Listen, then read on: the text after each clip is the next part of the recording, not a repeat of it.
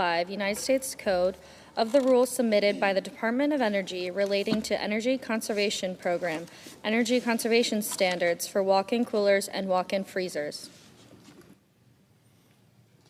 Mr. President, Senator from Iowa.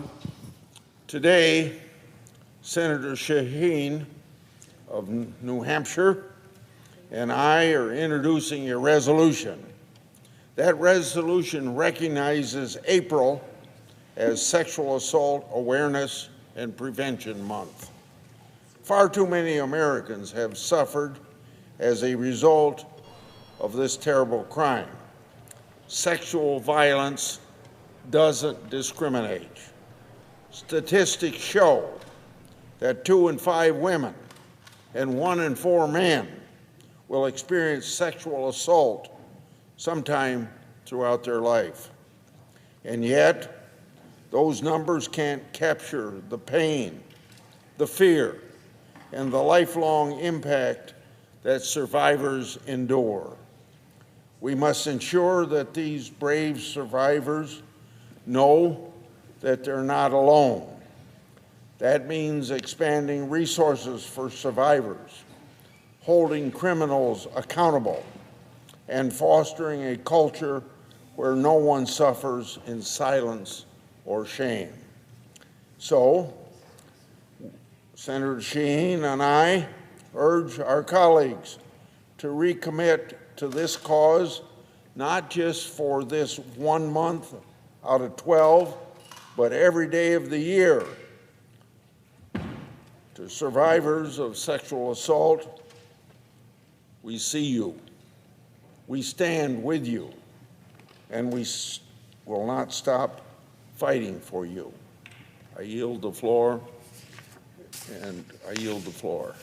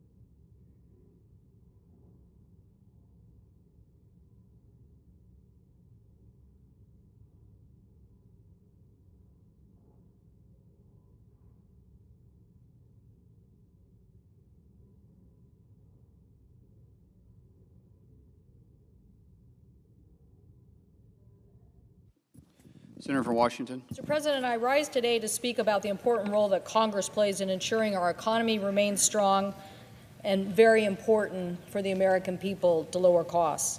That is why today I'm introducing legislation by myself and Senator Grassley. Congress has a duty to ensure that our country remains competitive and leads in the global marketplace. American families rely on our economy for goods and to make ends meet and to provide shelter. American manufacturers rely on an economy to maintain resilient supply chains, keep production lines open, and that means aircraft from Everett, Washington, or cars and trucks from Detroit, Michigan. American farmers rely on our economy to keep fields planted. Production in eastern Washington and northern and central Iowa depend on the cost of fertilizer, seed, and equipment. Small business owners across the country depend on consumer confidence in our economy so that they can keep sales and stay afloat. Sharp increases propose a major threat to that economy. Inflation and high costs are a threat to stability and prosperity of American businesses of all size, to our farmers and to our consumers. We live now in an interconnected world, a global economy, and advances in technology and transportation have brought that world closer and closer together. We have a global economy.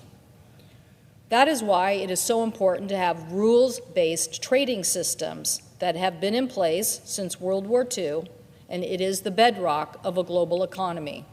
That is, to have rules. Rules-based trade is essential to have predictable and stable trade and promoting economic growth and development and global cooperation. No doubt, opening up markets has grown the pie, not just for those economies, but for the U.S. economy. When you establish clear rules-based mechanisms, you can also resolve trade disputes and encourage more investment and more trade. Businesses need this certainty to move forward with deals, to reach new markets and grow. But now we are seeing a barrage of tariffs on at least 185 countries. We cannot have arbitrary policies create chaos and uncertainty. These kinds of chaos and uncertainty kill business investment and make for very challenging stock market assessments of investments for the future based on predictability. The current approach, in my opinion, is outside the predictable rules-based system. It's arguable that the current approach is literally a misconstruction of statutory authorities. But what we know today for sure, is that 95% of the world's consumers are outside of the United States. That means the global middle class includes almost 4 billion people. Those are markets for American businesses, for farmers to reach, to grow, and prosper. According to the World Bank, in the recent decade, trade has lifted 1 billion people out of poverty. My colleagues here, who've worked on deals in the past that opened up markets in places like Chile, Peru, Singapore, the Central America Free Trade Agreement, the update of the USMCA, all know that this hard work created economic opportunity. Our trade agreements helped American farmers export $176 billion in agricultural products last year. They helped ensure that the United States is the world's largest agricultural exporter, with soybeans and corn leading the way as the top export. I want to return to trade agreements. I want to open up more markets. I want us to have a robust export opportunity for the excellent U.S. manufactured and grown products. Our trade agreements have ensured that the U.S.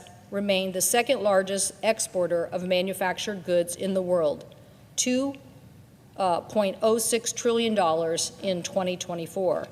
And it's clear today the United States must be competing hard to win in the race for emerging technologies like AI and quantum. Our foreign adversaries and our competitors are in this global race too. So that is why economic disruption puts America at risk. Straining ties with trade alliances also put us at a security risk. Trade wars have lasting consequences. Trade wars devastate Americans' working families and small businesses and manufacturers. Article 1, Section 8 of the U.S. Constitution gave Congress the explicit authority to impose duties and regulate commerce, given the far-reaching impact to our national economy that I just mentioned. As ranking member of the Commerce Committee, and my colleague from the Senate Finance Committee, we both know how much our nation needs to continue to have interstate commerce and to have foreign commerce. Since 1930s, Congress has enacted or directed the President to negotiate trade deals, including authority to negotiate the agreements and impose or adjust tariffs. But I think these presidents have used this authority correctly by opening up markets, lowering tariffs, and establishing a rules-based trading system. The current approach, I believe, is creating uncertainty and certainly raising costs unnecessarily. Businesses rely on certainty and transparency from a rules-based trading system. So, how has Congress done on these issues? Well, it is time, I believe, for Congress to reassert ourselves in our constitutional duties. Article 1 of the Constitution also gave Congress the power to declare war. The Founding Fathers wanted to prevent any single individual from unilaterally committing our nation to war. The Founding Fathers wanted to ensure that we had a strong check and balance. I believe the same check and balance needs to exist now as it relates to protecting our commerce activities and any presidential overreach that is not a rules-based approach. Congress, in the War Powers Act, decided to reclaim its authority because they thought a president had overreached. Senator Grassley and I are trying to do the same thing today by introducing the Trade Review Act of 2025. Trade wars, which frequently trigger sharp price increases, foreign retaliation, and huge shock impacts to our economy, could affect the livelihood of workers, supply chain, manufacturers, and hard-won markets that American exporters have wanted to see continue to be open. I want to thank Senator Grassley for his leadership over many years for American farmers, for the people of Iowa, and for our country. I want to thank him for working with me on the introduction of the Trade Review Act of 2025 that ensures that Congress plays its constitutional role in making sure that, as our Founding Fathers intended, we set the duties and regulate foreign commerce. This important reassertion of Congress's constitutional role is important so we have a strong voice in trade policy. This legislation, as I said, modeled after the War Powers Act, says that a president must notify Congress within 48 hours of imposing or raising tariffs, provide an explanation of why they are warranted, and an assessment of their likely impact on American businesses and consumers. Our legislation, though, protects that constitutional authority by also saying these tariffs should be reviewed by Congress for approval or disapproval, and doing so is in the best interest of our country. Mr. President, I can't tell you how challenging I think competition in a fast-moving, information-age global economy is. We can't afford a trade war that lasts for 2 or 3 years, leaving our product off the shelves. We must reassert Congress's role over trade policy, ensure that a rule-based trade system is based on transparency, consistency, and the benefits of the American public. I thank the President. I yield the floor.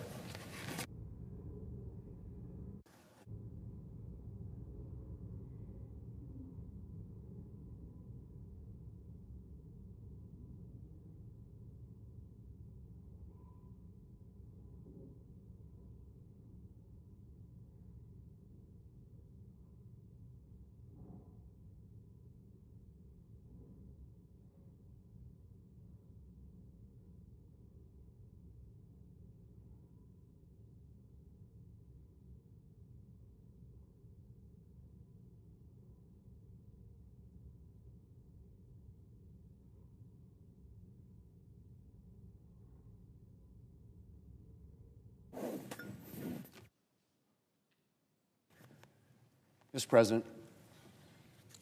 Majority Leader? Mr. President, Senate and quorum call. We are not. Thank you. Mr. President, as early as today, we expect to take up a budget resolution that will lay the groundwork for delivering on the Republican agenda. This resolution is the first step toward a final bill to make permanent the tax relief we implemented in 2017 and deliver a transformational investment in our border, national and energy security, all accompanied by substantial savings measures and common sense reforms to our government. And at the prospect of this, Mr. President, Democrats are losing their minds. Their opposition to the 2017 tax relief, of course, is well known. Since the day the Tax Cuts and Jobs Act was passed and before, Democrats have attempted to mischaracterize, and some would say flat out lie, about this legislation. In fact, the Washington Post fact checker has repeatedly issued 3 and 4 Pinocchio responses to Democrats' claims which center around the falsehood that the Tax Cuts and Jobs Act was about handouts to corporations and billionaires. The truth, of course, Mr. President, is not only did the Tax Cuts and Jobs Act cut taxes for every income group, but it was working families, not the wealthy, who received the greatest proportional benefit.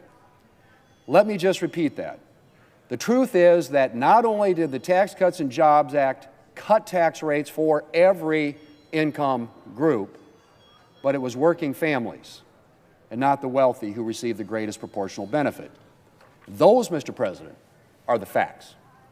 But of course, the facts have not gotten in the way of Democrats continuing to claim that extending this tax relief is about handouts to billionaires.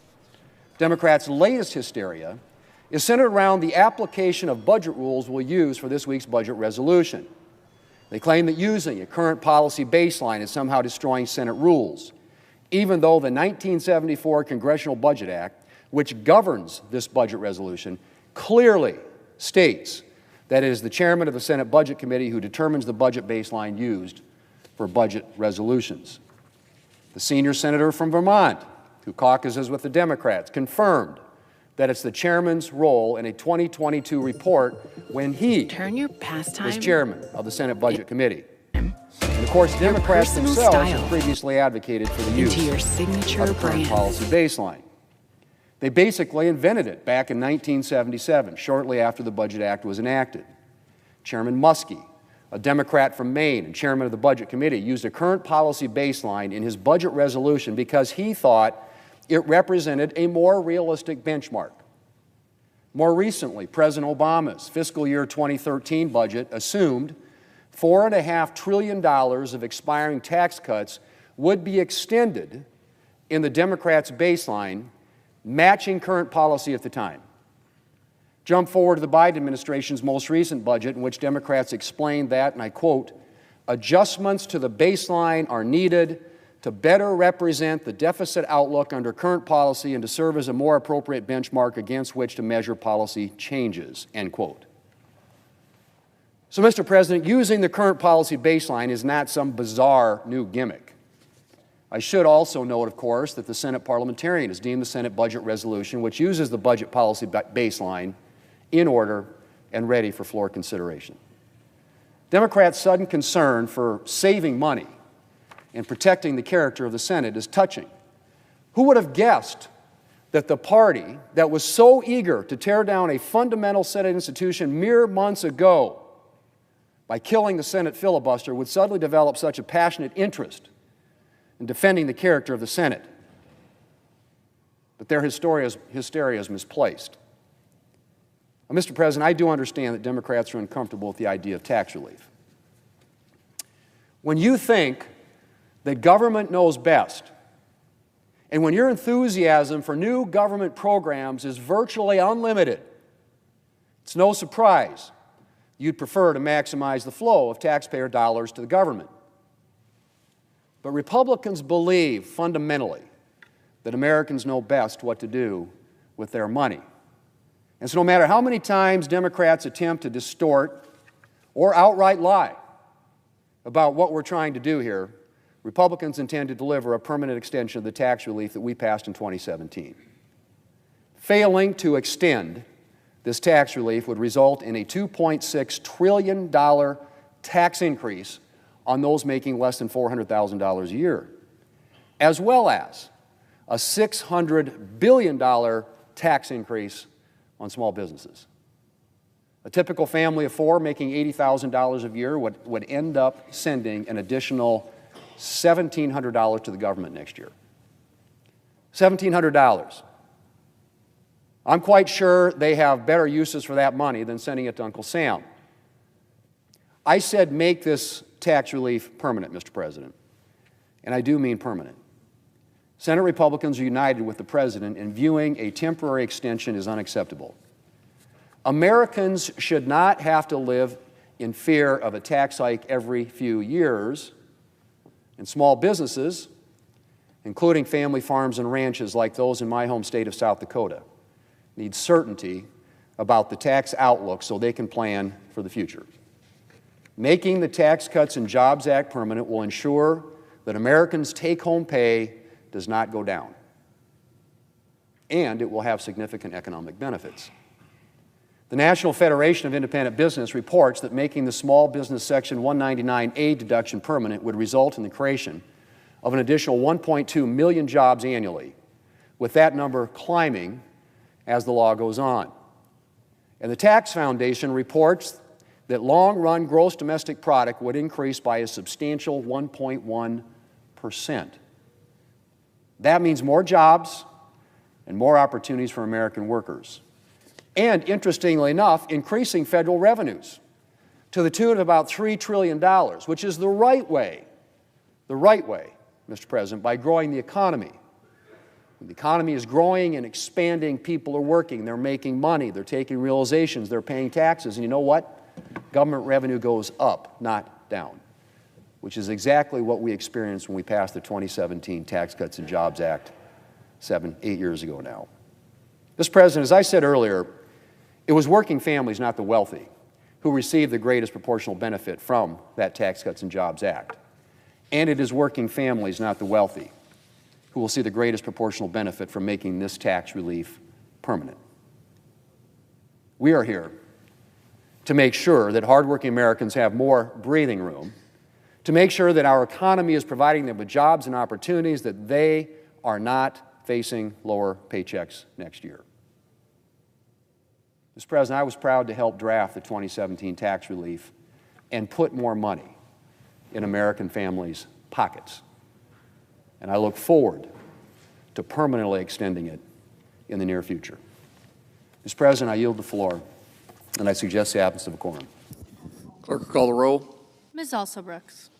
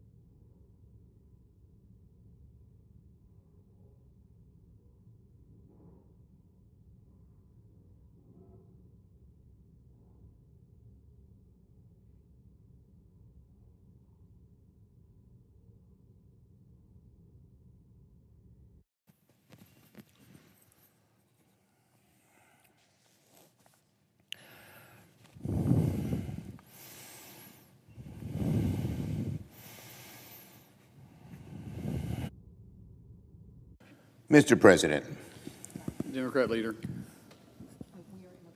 I ask unanimous consent the quorum be dispensed with. Without objection.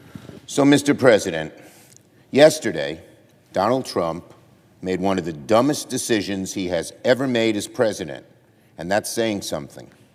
The tariffs Donald Trump approved yesterday are far, far worse than we thought. It's the largest tax hike on families since World War II. Yesterday was not Liberation Day, it was Tax Day. Middle class, pay more taxes, Donald Trump is telling you. That's what the day's all about. This morning, naturally, the markets are plunging. The Dow was down 800 points. The S&P is already on track for its worst day in years. Donald Trump has single-handedly created a financial forest fire. Trump called yesterday Liberation Day. Nobody was feeling even close to liberated. Quite the opposite. American families are learning the hard way that Donald Trump has them right in the middle of a pincer and is squeezing them on both sides.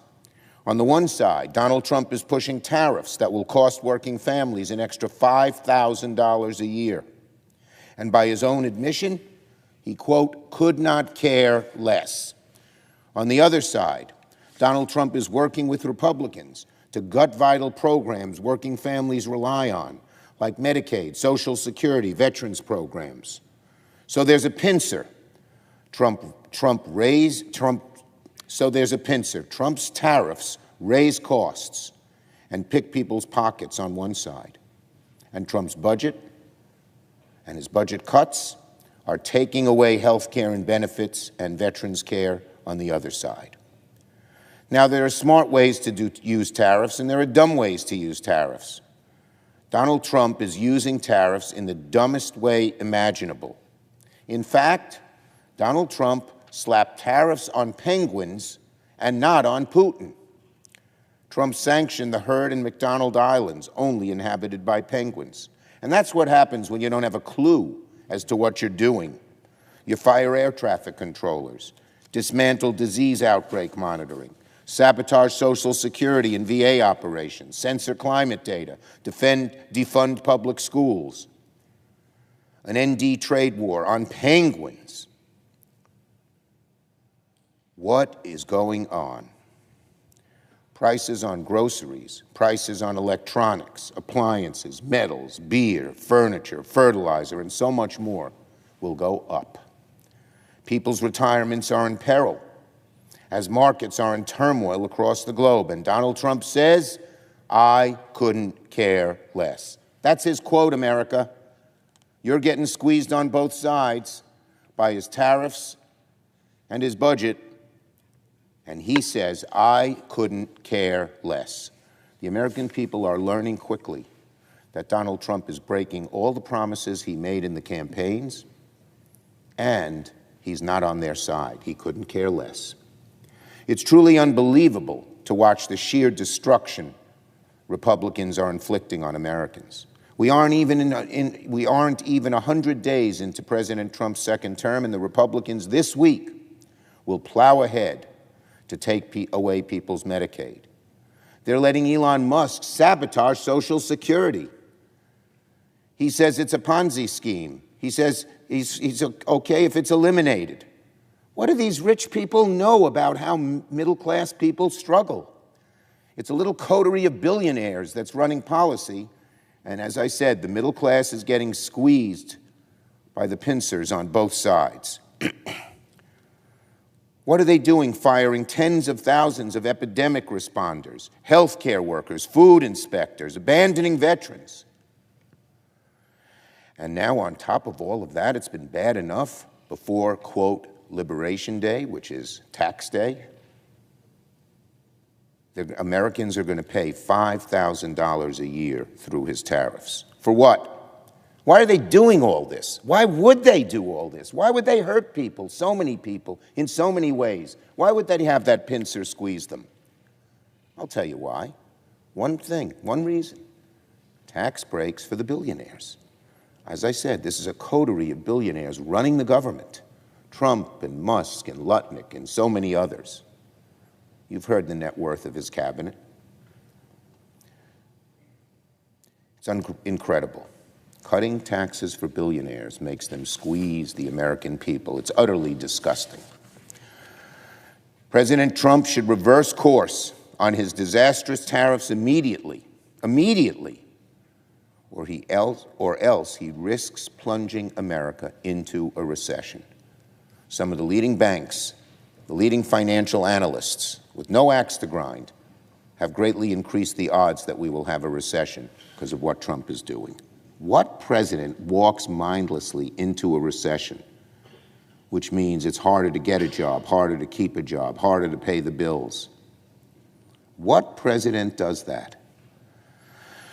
So I am calling on the House and Speaker Johnson, given how bad Trump's tariffs are, they now know it, to come back into session and vote the Senate's bipartisan bill undoing the tariffs on Canada, the bill we passed yesterday with bipartisan support because a few Republicans had the courage of their convictions and voted against the president and for Senator Kane's very, very timely and needed bill. If the Speaker really cares about the American people and the costs they would bear by these tariffs, he should call back the House and take up the Senate bill immediately. The American people care about one thing above all, and they care about a lot of things. But at the top of the list is inflation. That's the number one thing on people's minds. We've heard that over and over again on November's election day and ever since. And Donald Trump said in his campaign he'd reduce prices on day one when he got elected. He's doing just the opposite. He's not just reducing prices, he's dramatically raising them, $5,000 a year on the average American family. And by his own admissions, quote, Donald Trump said, "I could not care less." On the budget, this week, Donald Trump and the Republican Party are hitting Americans with a brutal 1-2 punch. On one side, Trump has hit Americans with a massive tax hike through his extremely dumb tariffs. On the other side, they're unfocused, just unfocused. On the other side, Senate Republicans are getting ready to take away vital programs, throw people off Medicaid, all so they can give massive tax breaks to billionaires. It's a brutal Republican pincer move, with American families trapped in the middle.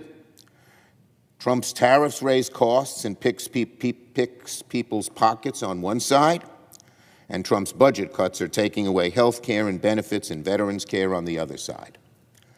If Republicans pass their agenda, 80 million Americans will be at risk of losing coverage. Rural hospitals, community health centers, nursing homes will be at the risk of closure. If Republicans proceed this week, Senate Democrats will expose their agenda for the American people to see. We will pick their bill apart. We will put them on record. We will force Republicans to explain in multiple ways again and again and again why they want to cut taxes for the rich at the expense of working people. Senate Republicans are so hell-bent on cutting taxes for billionaires, they seem ready to detonate the rules of the Senate and break their word to get it done. Republicans spent years preaching about preserving Senate rules and protecting regular order, but now that their billionaire tax cuts are on the line, the rules don't seem to matter for them. We all know what's going on here. We know. Senate Republicans don't want to admit that their plan to make these tax cuts permanent will add $37 trillion to the debt. $37 trillion. That more than doubles the totality of our national debt today, more than doubles it. It is reckless and it is dangerous. So Republicans, in essence, want to pretend like their trillion-dollar tax cuts are free, like magic. Or as Chip Roy, one of the most conservative Republicans around here, said, like fairy dust. A middle school math student could tell you this is ridiculous. House Republicans must tread carefully. I say that to them over there, particularly the ones on the hard right. If they go along with this dangerous gimmick hatched by Senate Republicans, they will pave the way to add $37 trillion to the debt. Republicans will forever incinerate any credibility they have to complain about debt and deficits. When you go home, Senate Republicans, don't tell your constituents that you want to cut the debt. $37 billion. And far worse than that, these billionaire tax breaks and the gargantuan deficit that they will create will haunt our children and our grandchildren with sky-high interest rates, a hobbled economy, and rampant inequality. It's not the world I want my grandchildren to grow up in. House Republicans must not go along with this dangerous plan by Senate Republicans. I yield the floor and note the absence of quorum. The clerk will call the roll. Ms. Alsterbrooks.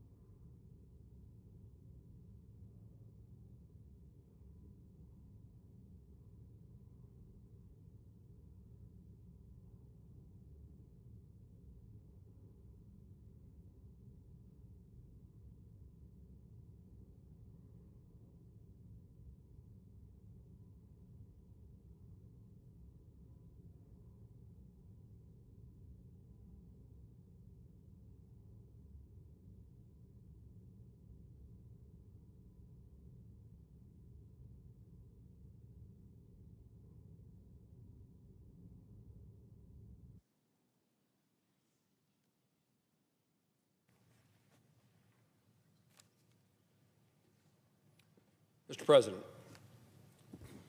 Senator from Kansas. Mr. President, I understand we're in a quorum call, and I ask unanimous consent that it be lifted. Without objection. Mr. President, thank you. We are in the process of reaching a conclusion and debating at least the first step of, maybe now the second step of reconciliation, an opportunity for us to make the tax code more permanent, an opportunity for us to reduce spending and to hopefully get the budget better in balance, to bring our debt under control. But today I just want to highlight a small portion of what this debate ultimately will consider, and that's the issue of Medicaid. Mr. President, I come, as you do, from a very rural state, and Medicaid is a component of how we provide health care to low-income individuals and how we care for and provide medical care and treatment for those with disabilities. And I want to highlight from my own personal point of view how valuable that is, the necessity of us finding ways for low-income individuals and individuals with disabilities to be able to access health care. And as this conversation and debate continues, I want to make certain that my colleagues know, in my view, the value of making certain we do no harm to those in desperate need of health care in Kansas and across the country. I'm certain, perhaps without a doubt, there are flaws in the system and abuse that occurs, and our focus should be on eliminating those flaws and that abuse. And, Mr. President, I want to also talk about another aspect of Medicaid funding. A lot of what I've worked on as a United States Senator, and before that as a member of the House of Representatives, is trying to make certain that rural America, rural Kansas in particular, has a future. That the community that I grew up in, now population less than 2,000, has a future, an opportunity for people to come there, live there, raise their families there, educate their children there, to retire there. Rural America is hugely important to me and, in my view, hugely important to the country. One of the challenges we face in rural Kansas and Kansas generally is access to health care. And our community hospitals are hugely important. Our ability to maintain those hospitals and keep their doors open is a major priority for me. During COVID, we took extraordinary steps to make sure we didn't lose a health care provider and that the citizens of Kansas and the country could access health care. One of the components that that pays for that health care is Medicaid. It's not the hugest component. Medicare, private insurance, other sources, private pay, are utilized for the hospital to generate the revenue to keep their doors open. But this keeping of hospital doors open matters. As I stated, my goal of making sure that rural communities have a future, that future disappears in the absence of access to health care. And so a significant portion of that effort of mine to preserve, protect, and defend rural Kansas, and our state generally is rural, is to make sure that the hospitals have the capability, the revenues necessary to provide the services that the community needs. Medicare is a component of that. 9% of hospital revenue, 9% of hospital revenues come from Medicaid. It's also true that Medicaid only covers 65% of the costs of the health care provided to someone who receives Medicaid benefits. The average operating margin for a Kansas hospital is a negative 7%, meaning that the revenues don't cover the costs. And there's $1.1 billion in uncompensated care. In other words, the hospitals of Kansas, our healthcare providers, have a shortfall. They take in a certain amount of revenue, but that revenue is $1.1 billion for uncompensated care. That revenue doesn't exist. 8 hospitals have closed in our state since 2015. I've visited every hospital in Kansas, most of them numerous times. I've talked to hospital administrators and patients and board members and the CFO. And one of my standard questions is often, so are you in the red or the black? And the most common answer to that question is, well, depends on what day you ask. My point in making these statements is that as we debate reconciliation and as we debate the instructions, in the case of the House, instructions to the Energy and Commerce Committee, and in the Senate, instructions to the Finance Committee, those instructions in the bill that we're considering right now are significantly different.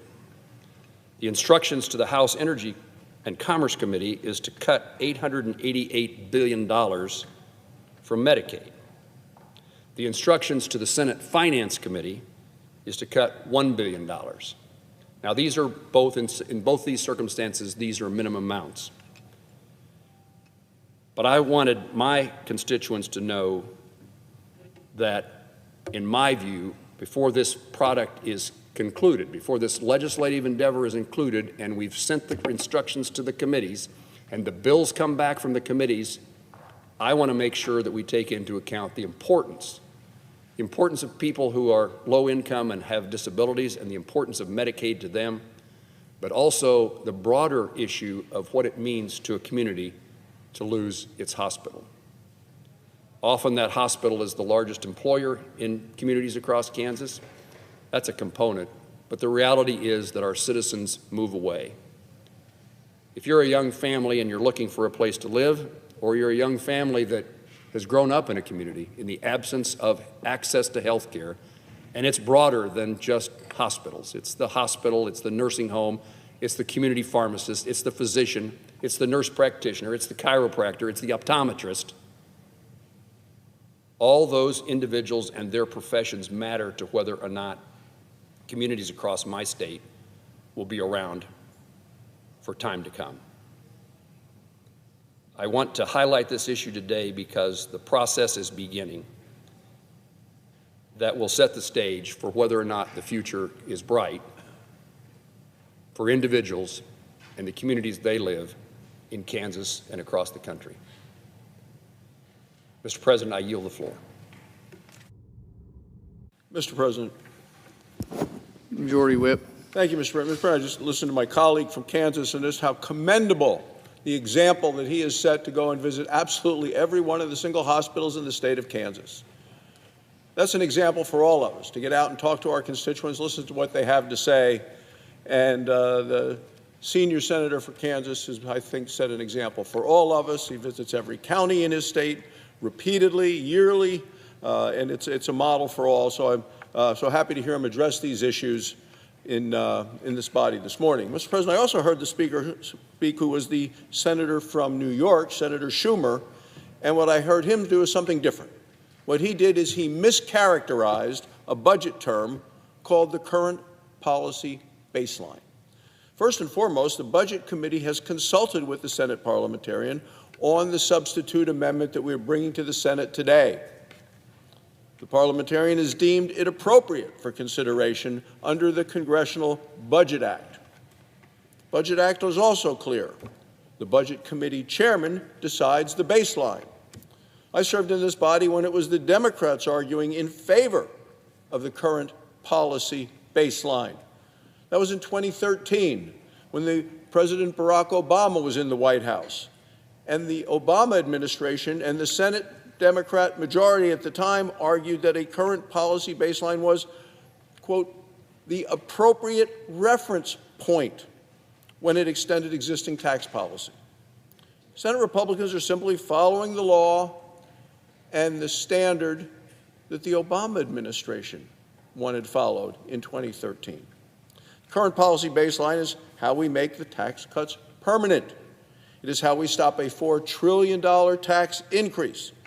The tax increase supported unanimously by today's Senate Democrats. Because for the Senate Democrats, their favorite day is coming soon, Tax Day, April 15th. And millions of Americans today are filling out their tax forms. People are going to spend time this weekend trying to get it right. And as they do, I ask myself and wonder if these people that are working so hard at home, hardworking people earning money and having to fill out their tax forms, if they realize that Democrats right here in the United States Senate want to raise those taxes by a cumulative number of $4 trillion. Look, a $4 trillion tax increase on American families would be devastating. Senate Republicans are fighting against it. Republicans want to make the 2017 tax cuts permanent. We want to reverse the Democrat failures of the past 4 years. We're focusing on getting America back on track. Let's look at the tax cuts that occurred a number of years ago. Tax reform restored fairness and simplicity to the tax code. Americans are better off because of it. It's one of the things that resulted in the best economic times of my life. Within 2 years of passing the tax cuts, the United States added millions and millions of new jobs. Unemployment fell dramatically to its lowest point in 50 years. Many businesses grew, invested. Most importantly, hardworking Americans had more money in their pockets to spend. In Wyoming, I heard of one local business owner who used the tax cuts to give his employees a raise. He also expanded his business. More jobs, more economic opportunities for people in his part of the state of Wyoming. This is what happens when Washington taxes less and taxpayers get to keep more of their hard-earned money. It's good for families, good for businesses. It is good for our nation. In Wyoming and across the country, millions and millions of workers were benefited from the higher pay, the bigger bonuses, and the best opportunities that come from lower taxes. By making these tax cuts permanent, businesses and families will get the stability and the certainty that they need in order to thrive. Like 90% of Americans saw their taxes go down because of tax reform. It would be disastrous for the tax and spend Senate Democrats, those who brought us the highest inflation in our lifetime, if they were to choke off the chance for Americans to keep more of their hard-earned money. American families would see their taxes go up if the Democrats get their way. 20 million businesses would see their taxes go up if Democrats get their way. 6 million jobs and $540 billion in wages could be erased if Democrats get their way. In all, families, workers, and job creators are facing a $4 trillion tax increase.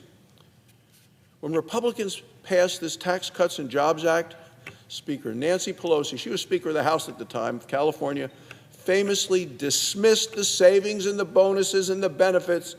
She said that these wins for workers, she described them as crumbs. Democrats continue to dismiss the burden of higher taxes.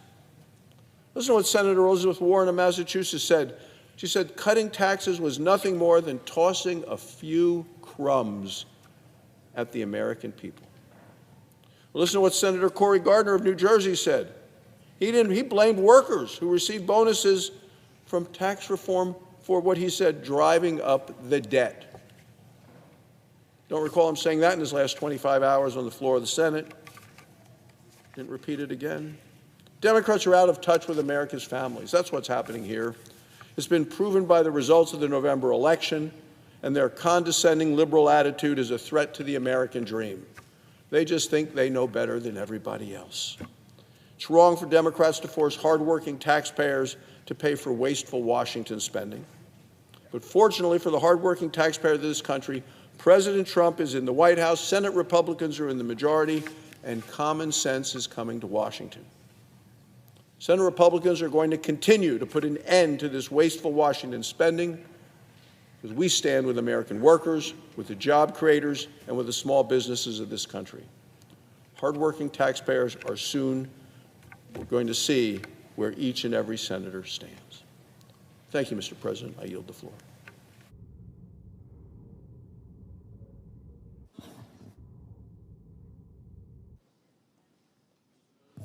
Senator. Mr. President, I ask unanimous consent to complete my remarks prior to the scheduled roll call vote. Without objection. Thank you, Mr. President.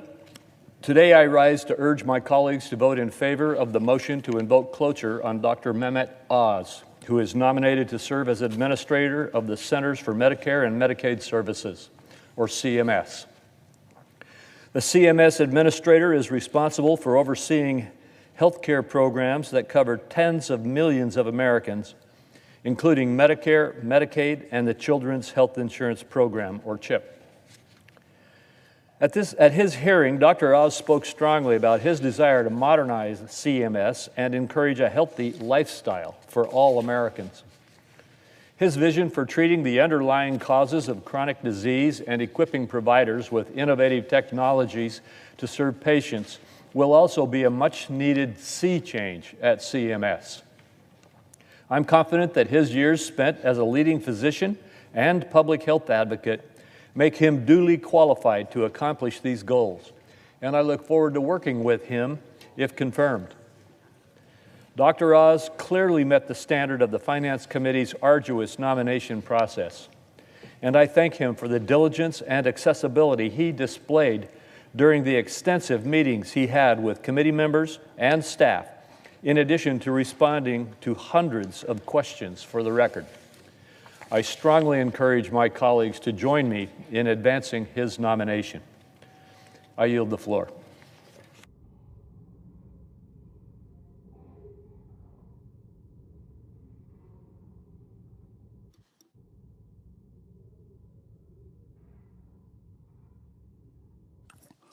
The clerk will read the title. The clerk will read the title for the joint resolution for the third time. H.J. Res. 24, providing for congressional disapproval under Chapter 8 of Title 5, United States Code, and so forth. The question occurs on passage of the joint resolution.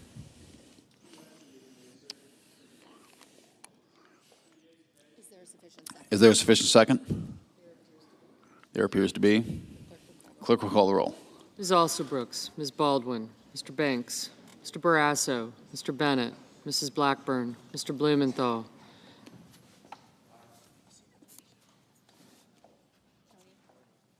Ms. Blunt Rochester, Mr. Booker, Mr. Bozeman, Mrs. Brett, Mr. Budd, Ms. Cantwell,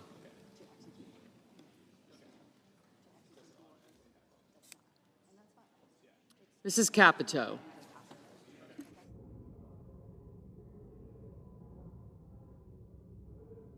Mrs. Capito, Mr. Cassidy, Ms. Collins, Mr. Coons, Mr. Cornyn, Ms. Cortez Masto, Mr. Cotton, Mr. Kramer, Mr. Crapo, Mr. Cruz, Mr. Curtis, Mr. Daines, Ms. Duckworth, Mr. Durbin, Ms. Ernst, Mr. Fetterman, Mrs. Fisher, Mr. Gallego, Mrs. Gillibrand, Mr. Graham, Mr. Grassley, Mr. Haggerty, Ms. Hassan,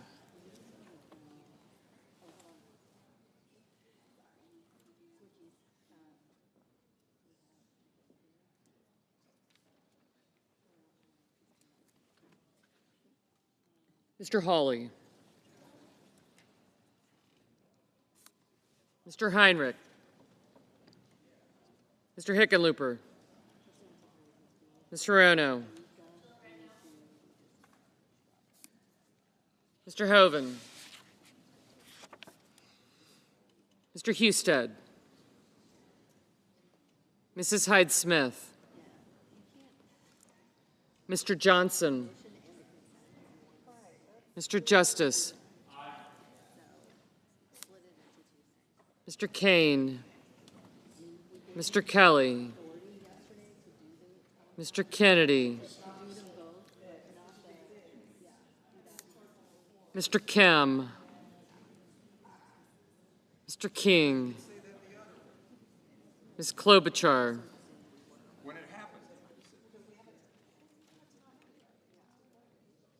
Mr. Langford, Mr. Lee, Mr. Lujan, Ms. Lummis, Mr. Markey, Mr. Marshall, Mr. McConnell, Mr. McCormick, Mr. Merkley, Mrs. Moody,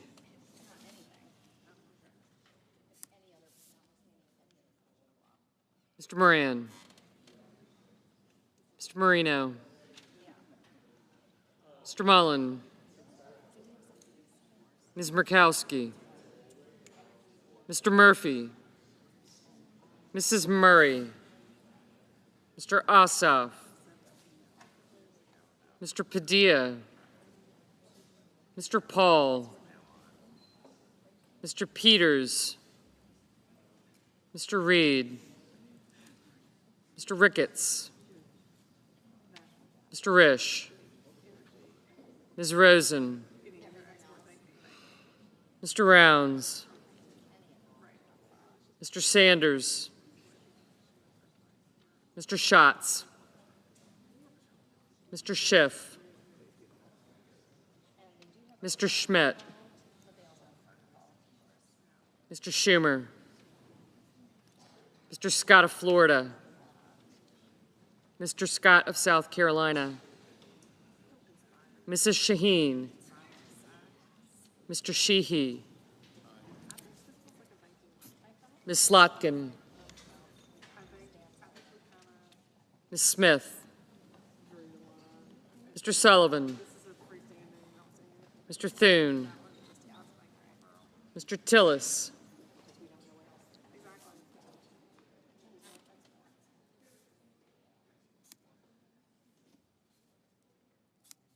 Mr. Tuberville, Mr. Van Hollen, Mr. Warner, Mr. Warnock, Ms. Warren, Mr. Welch, Mr. Whitehouse, Mr. Wicker, Mr. Wyden, Mr. Young,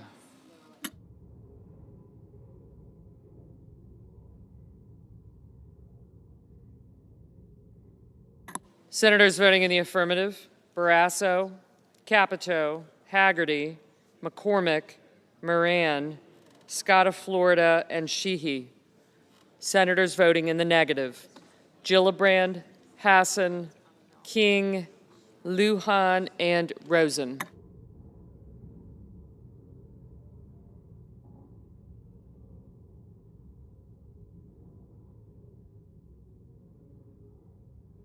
Mr. Kramer, aye.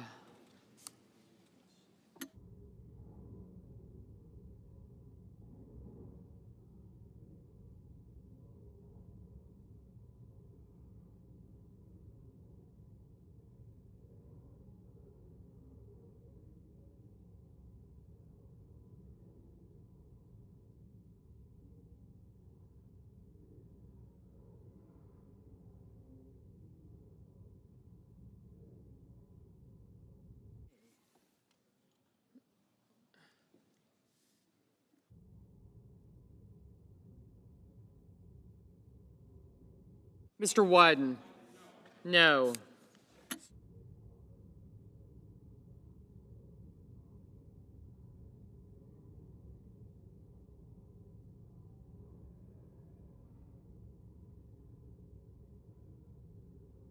Mrs. Hyde-Smith, aye.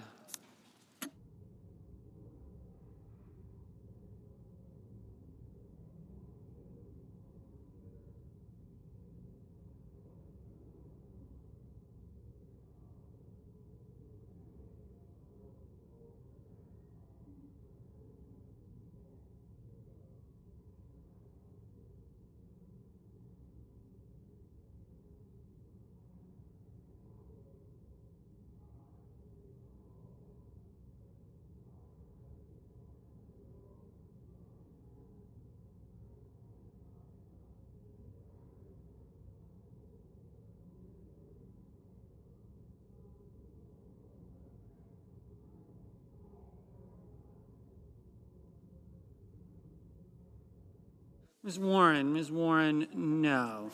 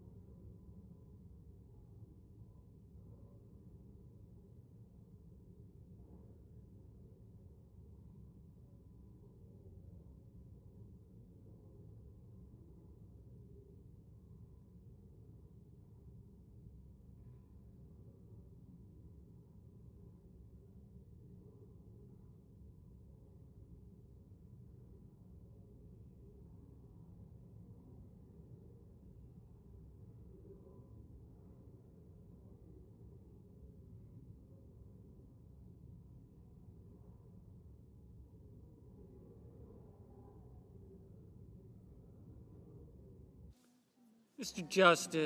Justice, aye.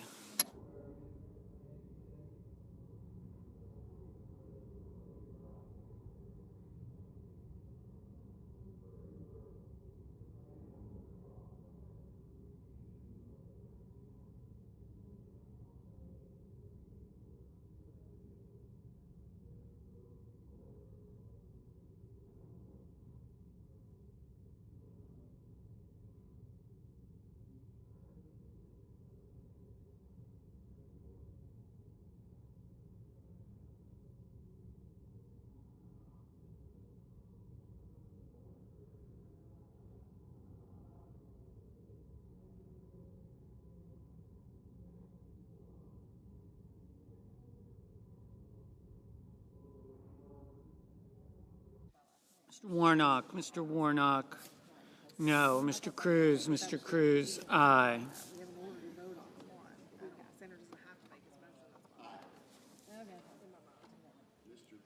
Mr. Wicker, aye. Mr. Graham, aye.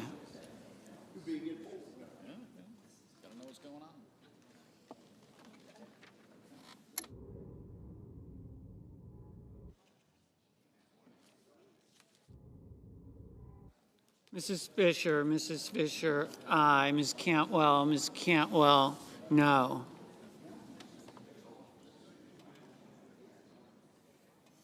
Mr. Hickenlooper, no. Mr. Moreno, aye.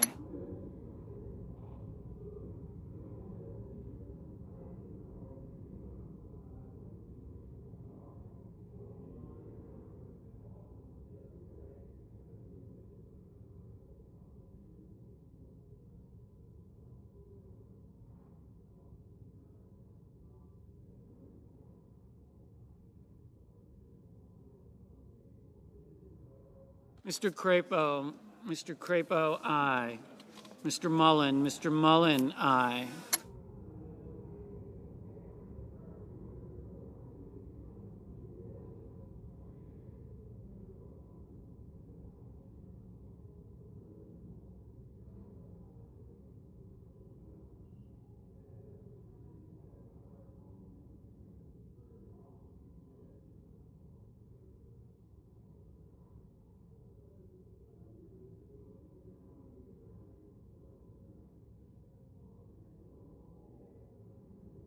Ms. Baldwin, no.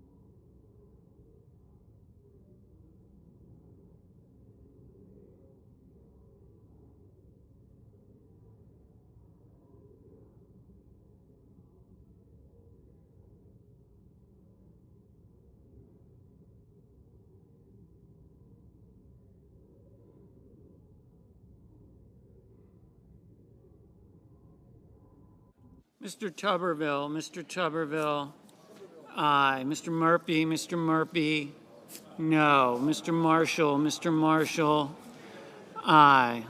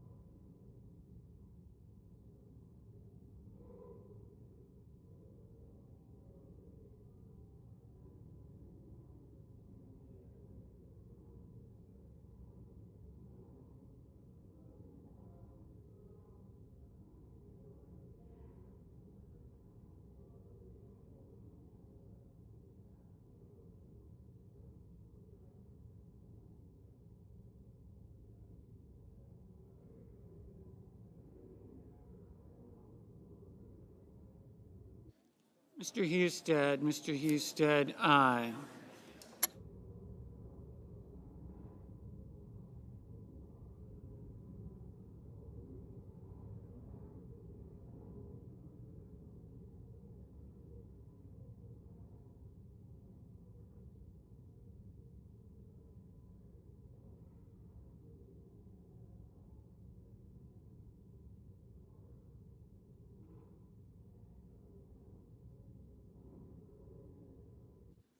Mr. Johnson, aye.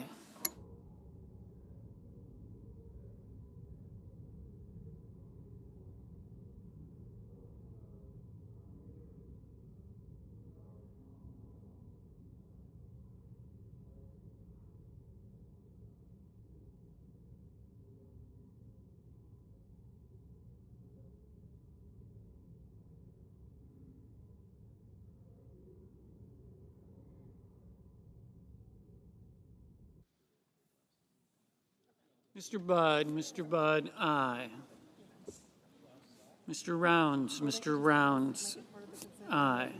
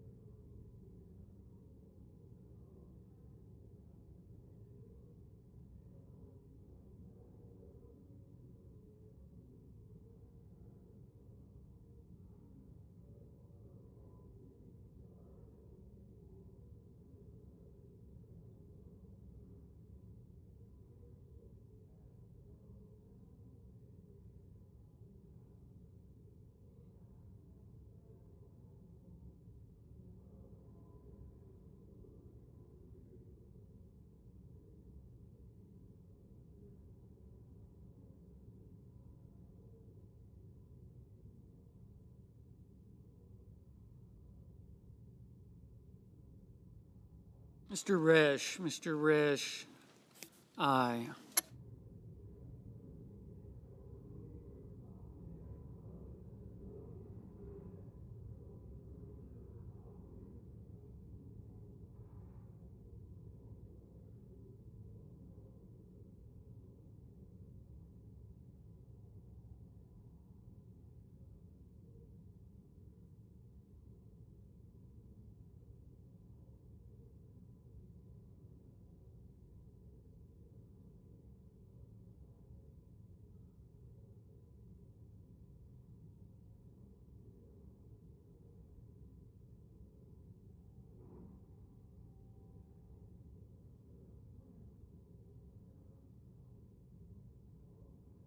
Mr. Daines, aye.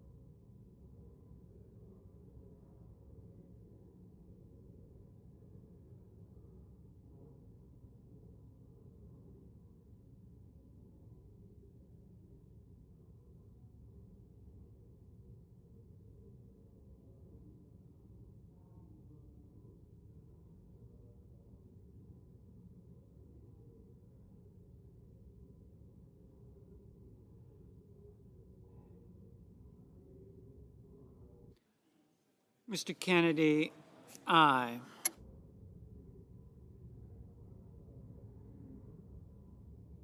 Mr. Paul, aye. Ms. Collins, Ms. Collins, aye.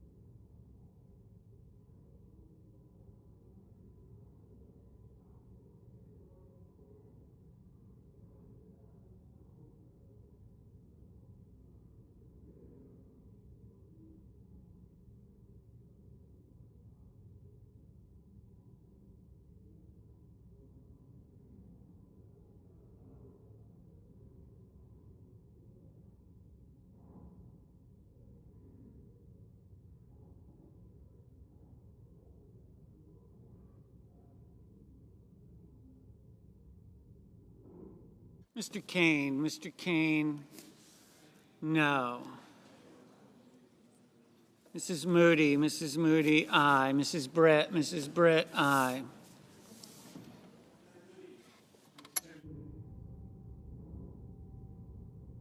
Mr. Whitehouse, no. Ms. Ernst, aye.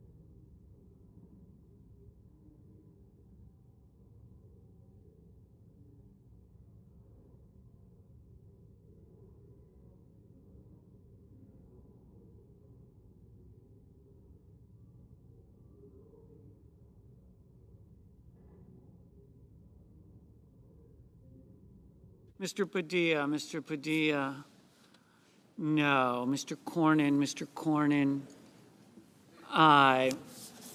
Mr. Welch, no.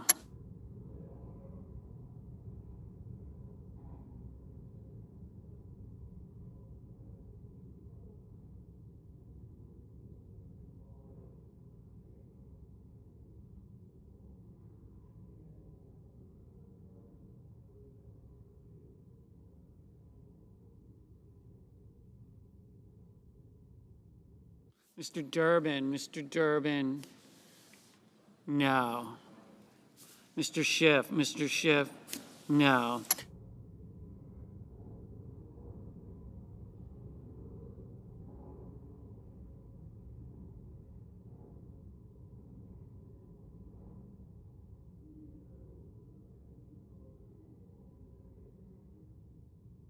Mr. Kelly, no. Mr. Sullivan, aye.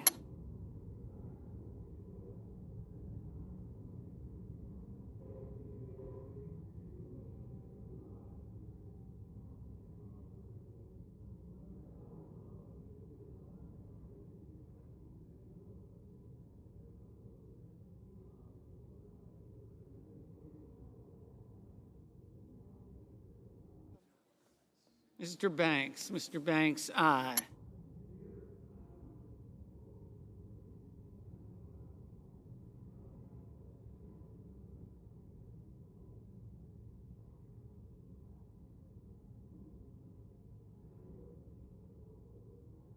Mr.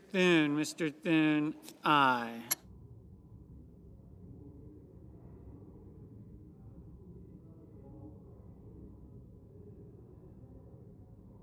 Mr. Curtis, aye.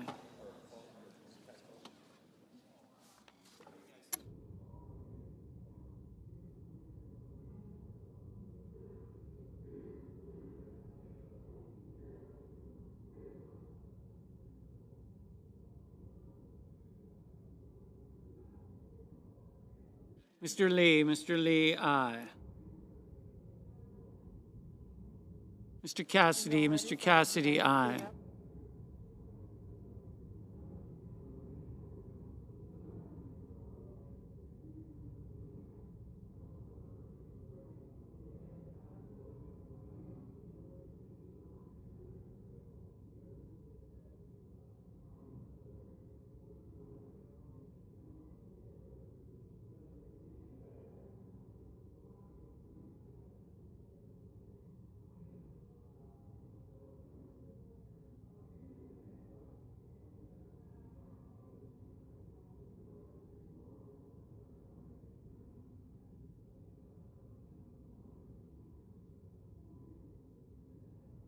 Mr.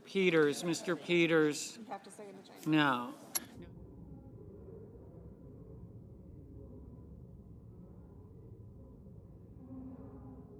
Mr. Cotton, aye.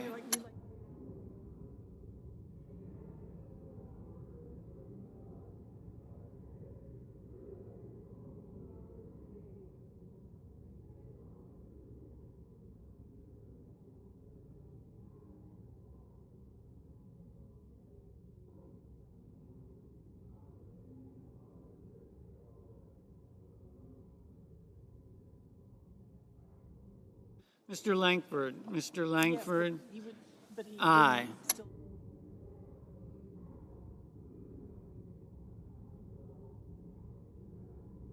Mr. Kim, no. Mr. Reed, no.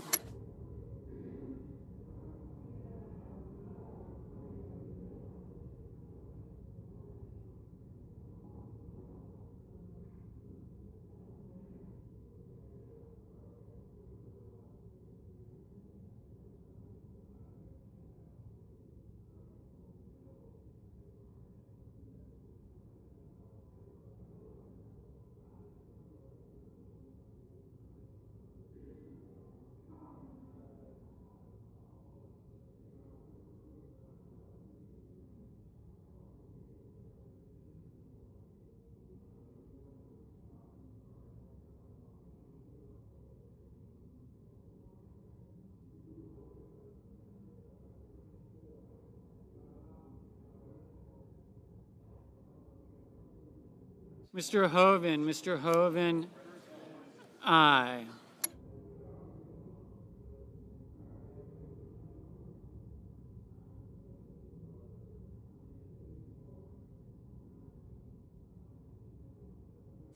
Ms. Cortez Masto, no.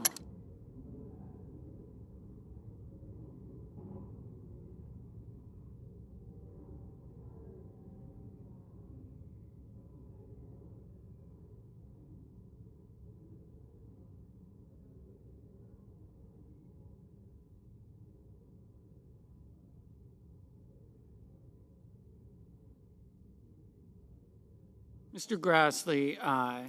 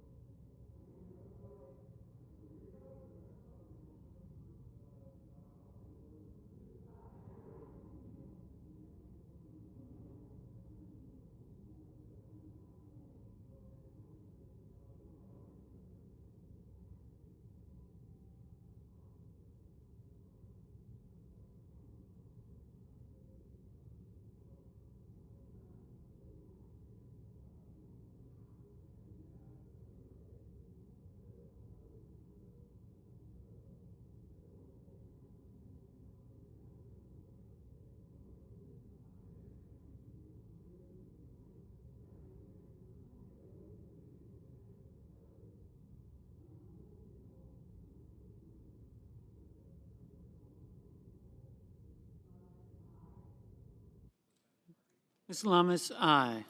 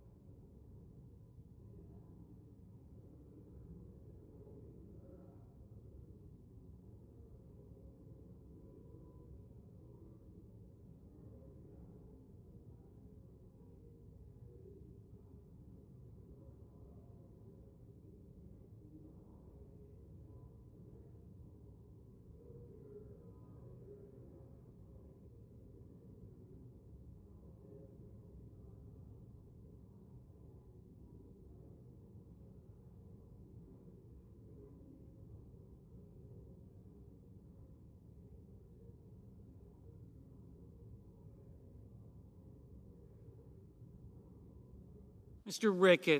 Ricketts, aye. Ms. Slotkin, no. Mr. Young, aye.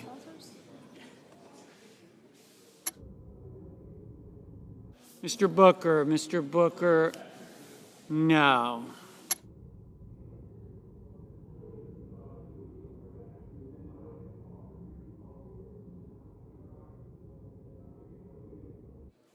Ms. Smith, no. Mr. Markey, no.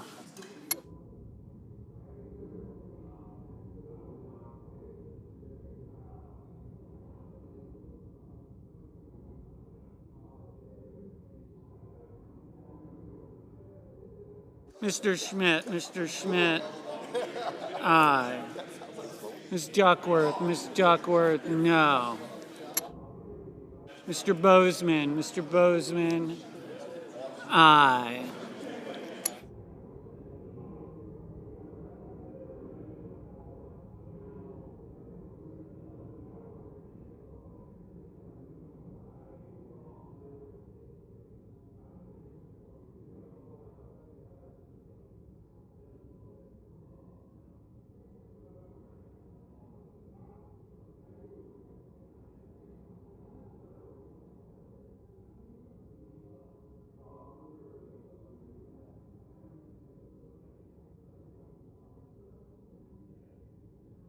Mrs. Blackburn, aye. Mr. Tillis, aye.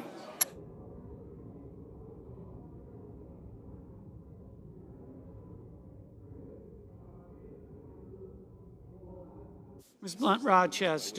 Blunt Rochester, no.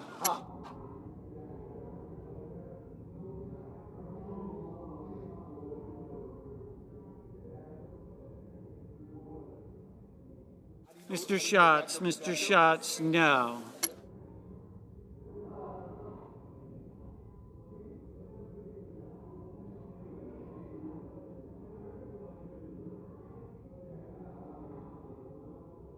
Ms. Murkowski, aye.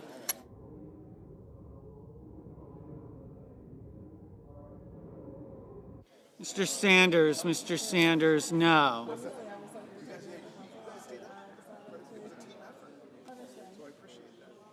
Ms. Klobuchar, no.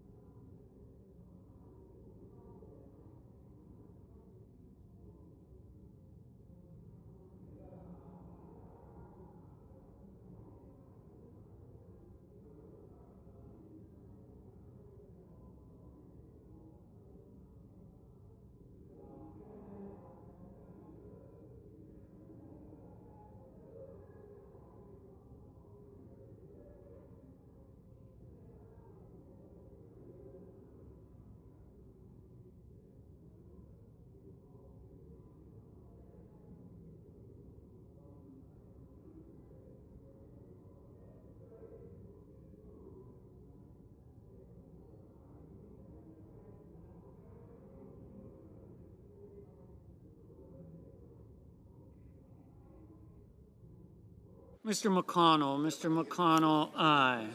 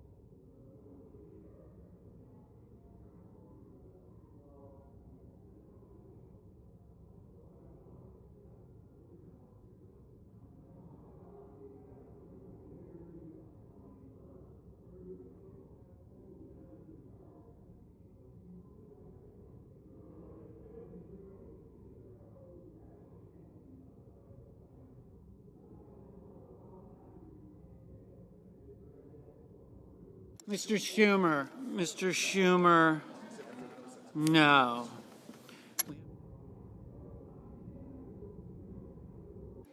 Mr. Scott of South Carolina, aye.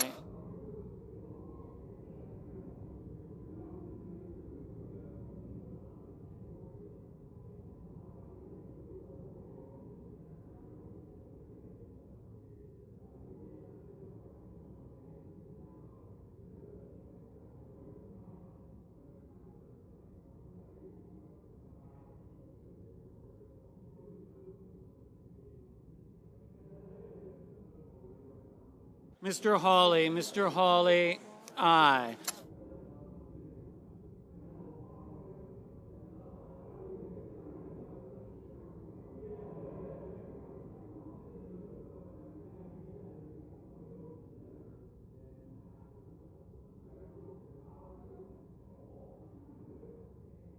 Mrs. Shaheen, no.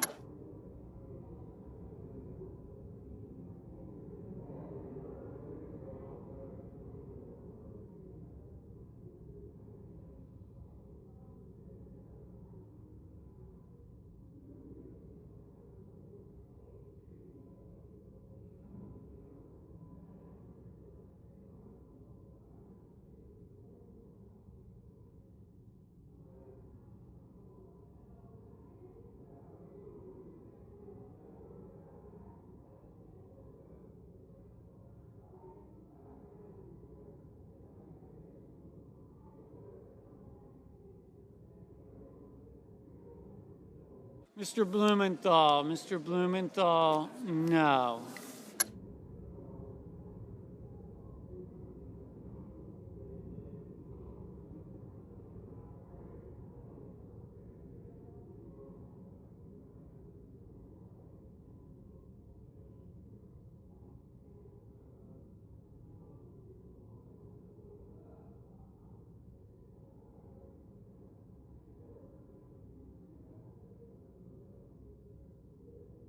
Mr. Ossoff, no. Mr. Warner, no. Mr. Van Hollen, no. Mr. Gallego, no.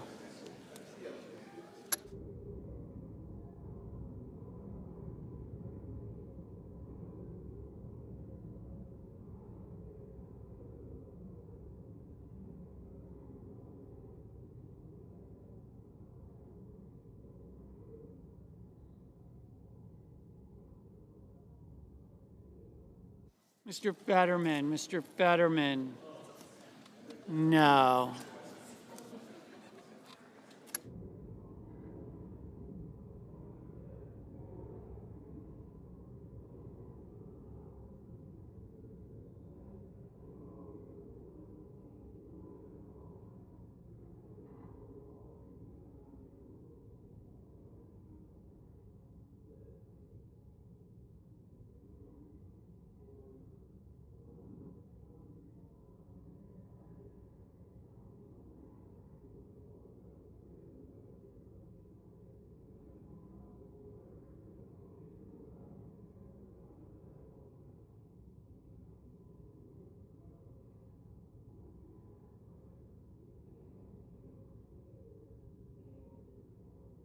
Ms. Hirono, Ms. Hirono, no.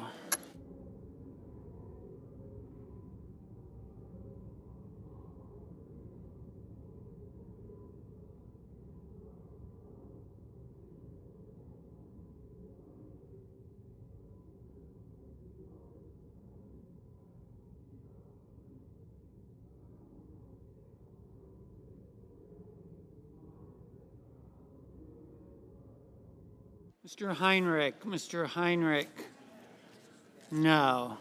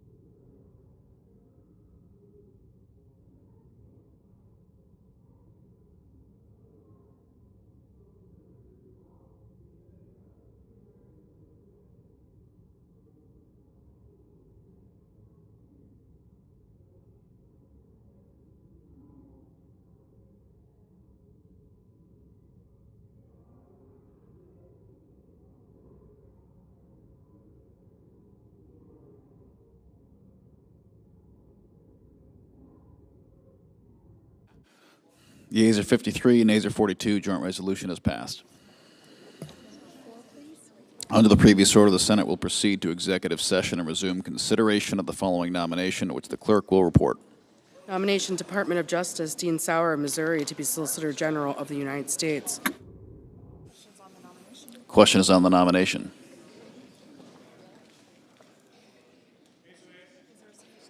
Yeas and nays, there sufficient second? Appears to be. Clerk will call the roll. Ms. Also Brooks, Ms. Baldwin,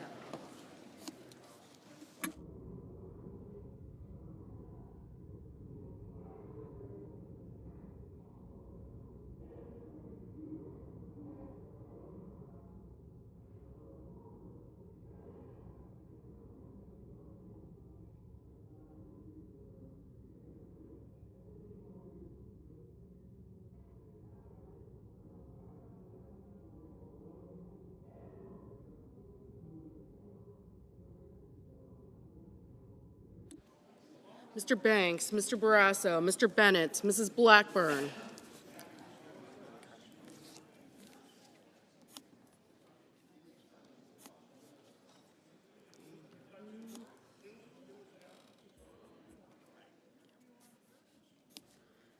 Mr. Blumenthal, Ms. Blunt-Rochester, Mr. Booker, Mr. Bozeman, Mrs. Britt, Mr. Budd, Ms. Cantwell, Mrs. Capito, Mr. Cassidy, Ms. Collins, Mr. Coons, Mr. Cornyn, Ms. Cortez Masto, Mr. Cotton, Mr. Kramer, Mr. Crapo,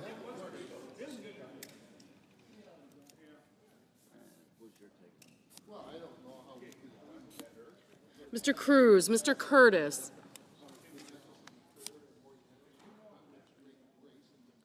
Mr. Daines, Ms. Duckworth, Mr. Durbin, Ms. Ernst, Mr. Fetterman, Mrs. Fisher,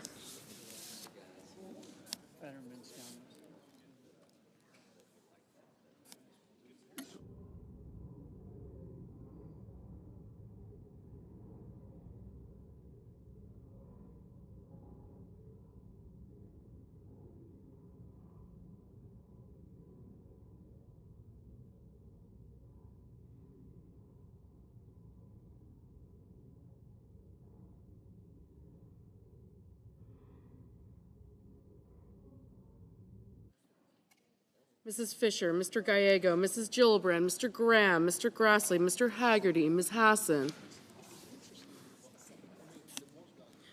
Mr. Hawley, Mr. Heinrich, Mr. Hickenlooper, Ms. Hirono, Mr. Hoven, Mr. Husted, Mrs. Hyde-Smith, Mr. Johnson, Mr. Justice.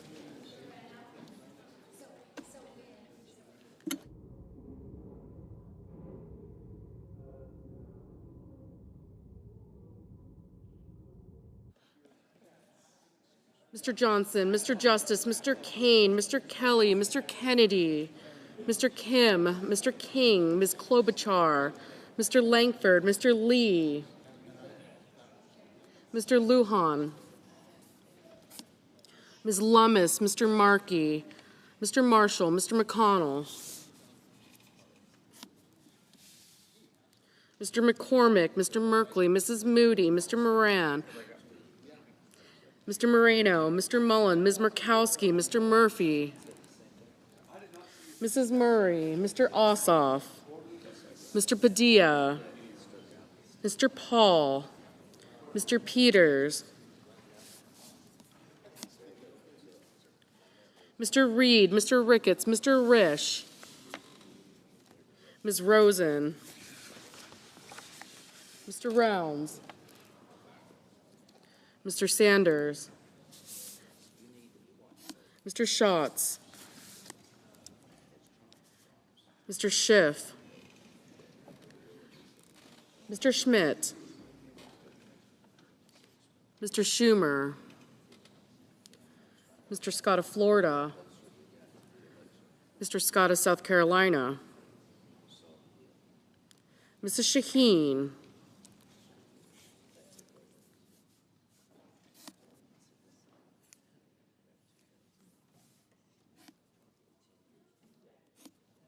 Mr. Sheehy, Ms. Slotkin, Ms. Smith, Mr. Sullivan, Mr. Thune, Mr. Tillis, Mr. Tuberville, Mr. Van Hollen, Mr. Warner, Mr. Warnock, Ms. Warren,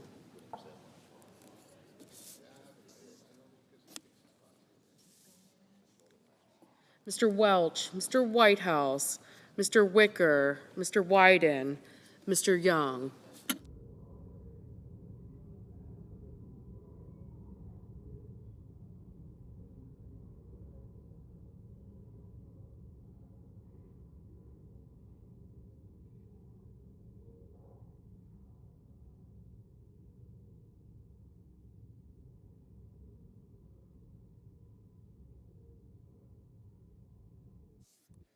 Senators voting in the affirmative: Barrasso, Bozeman, Britt, Capito, Cotton, Kramer, Curtis, Graham, Hoven, Husted, Kennedy, Langford, Lee, Moreno, Mullen, Murkowski, Ricketts, Schmidt, Scott of South Carolina, and Tillis. Senators voting in the negative: Also Brooks, Bennett, Blumenthal, Blunt Rochester, Cortez Masto, Fetterman, Gillibrand, Heinrich, Hirono, Kane, Peters, Sanders, Schatz, Slotkin, and Warner.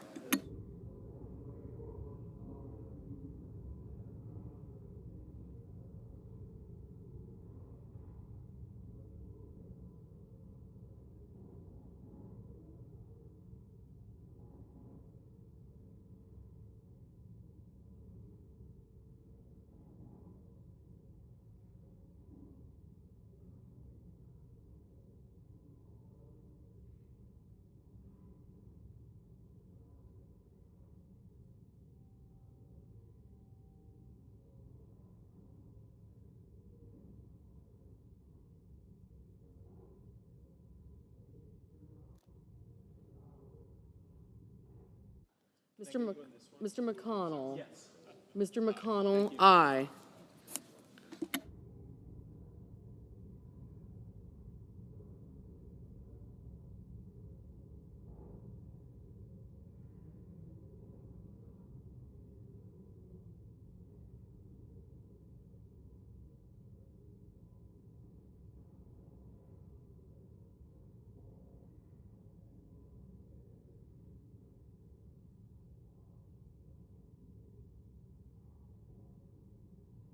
Mr. Sheehy, aye.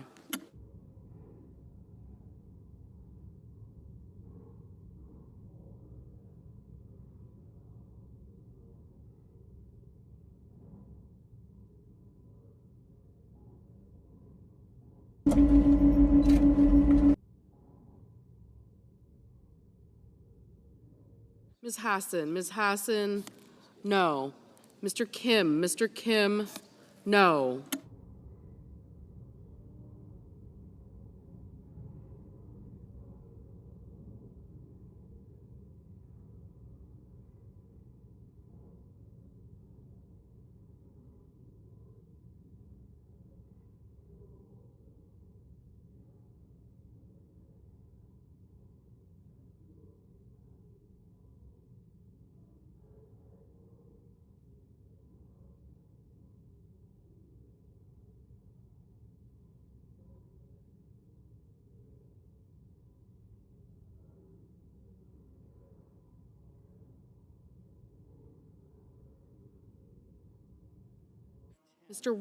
Mr. Wyden, no.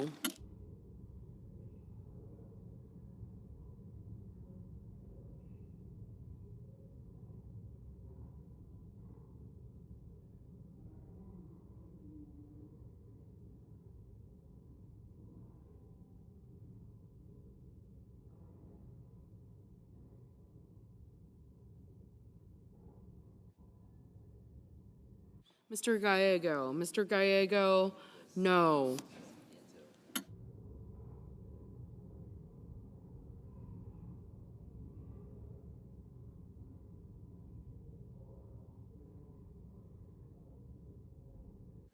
Mr.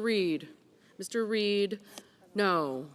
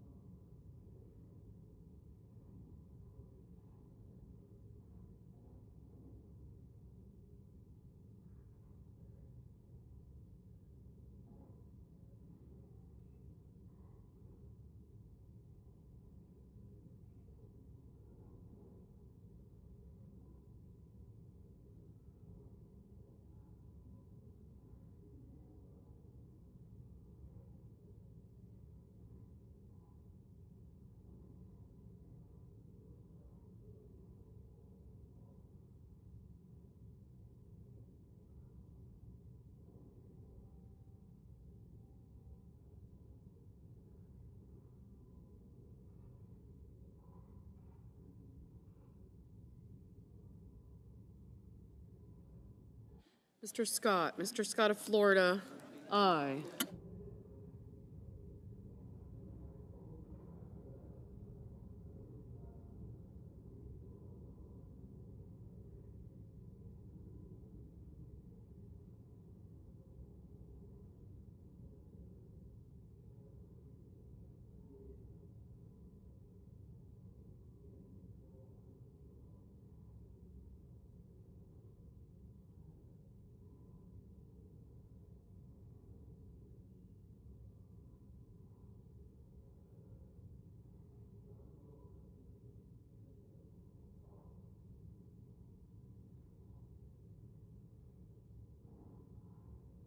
Ms. Lummis, aye.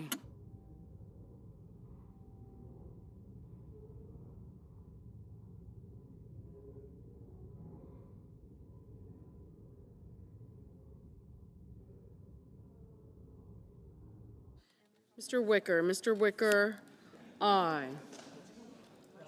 Mr. Rounds, aye.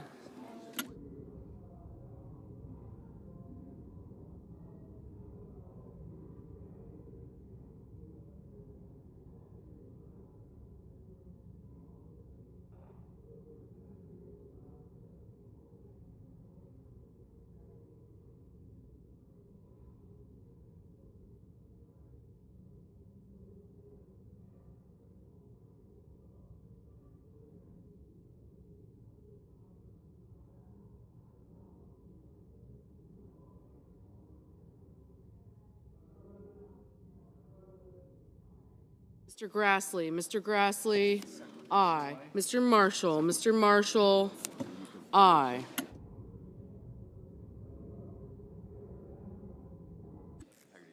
Mr.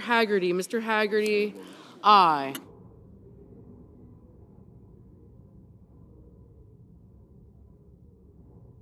Mr. King, no.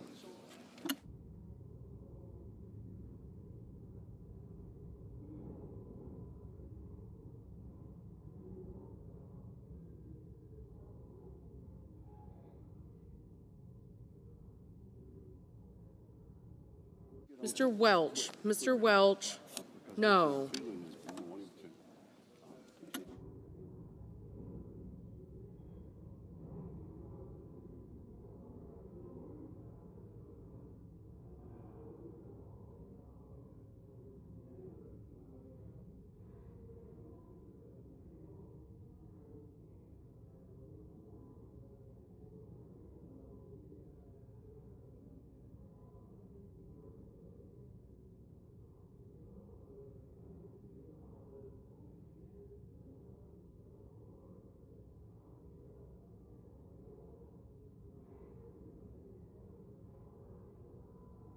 Ms. Klobuchar, no.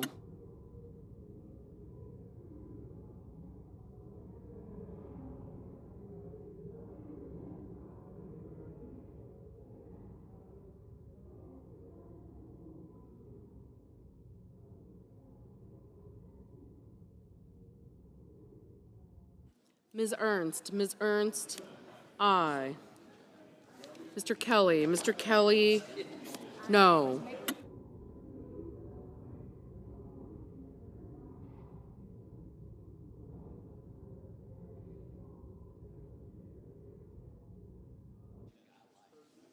Mr. Durbin, no.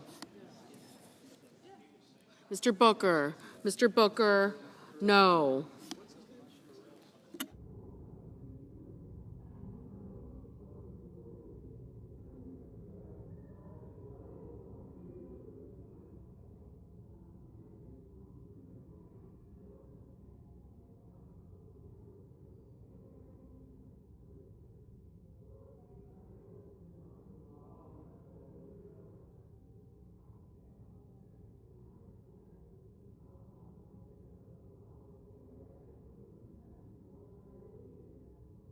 Mr. Cassidy, aye. Mr. Ossoff, no. Mr. McCormick, aye. Mr. Thune, aye.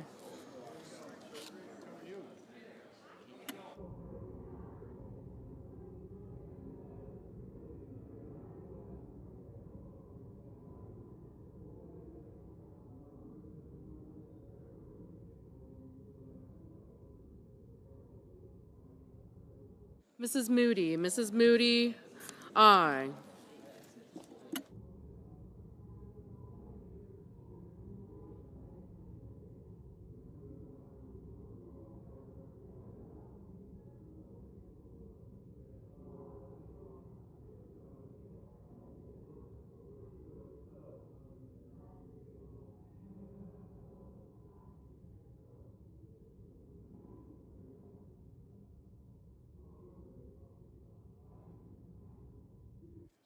Mr. Whitehouse, no.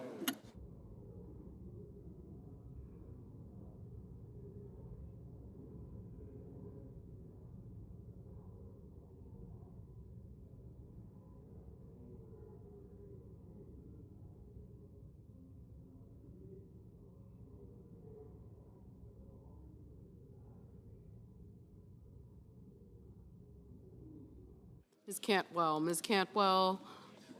no.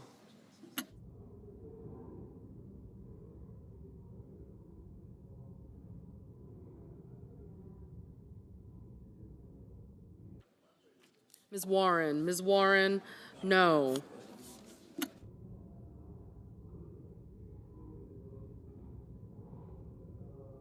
Mrs.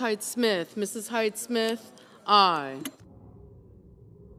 Mr. Banks, aye.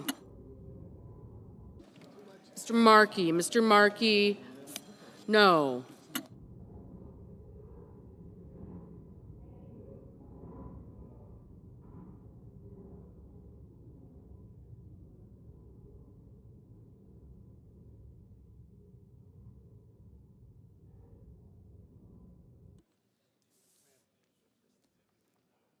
Ms. Baldwin. Ms. Baldwin, no.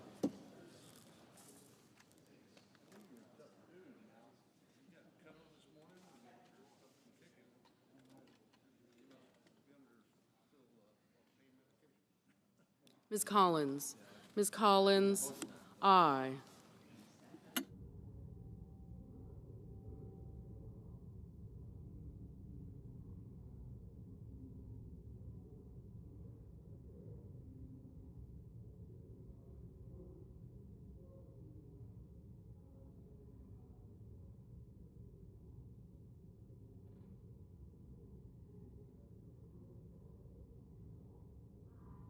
Mrs. Blackburn. Mrs. Blackburn, aye. Mr. Daines. Mr. Daines, aye.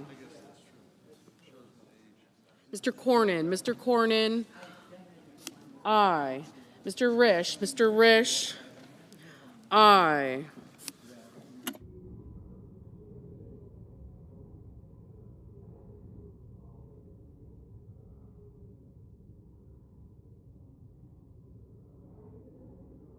Ms. Smith. Ms. Smith, no.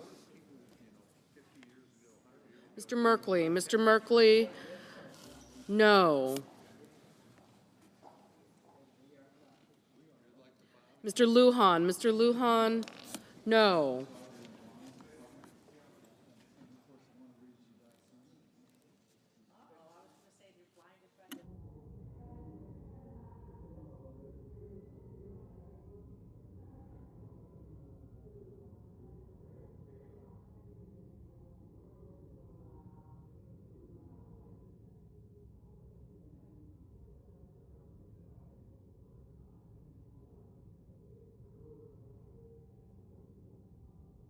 Ms. Rosen. Ms. Rosen, no.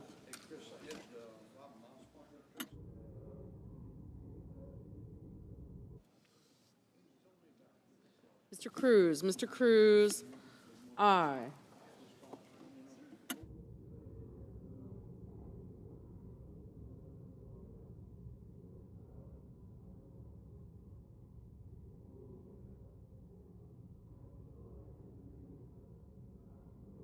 Mr. Justice. Mr. Justice, aye.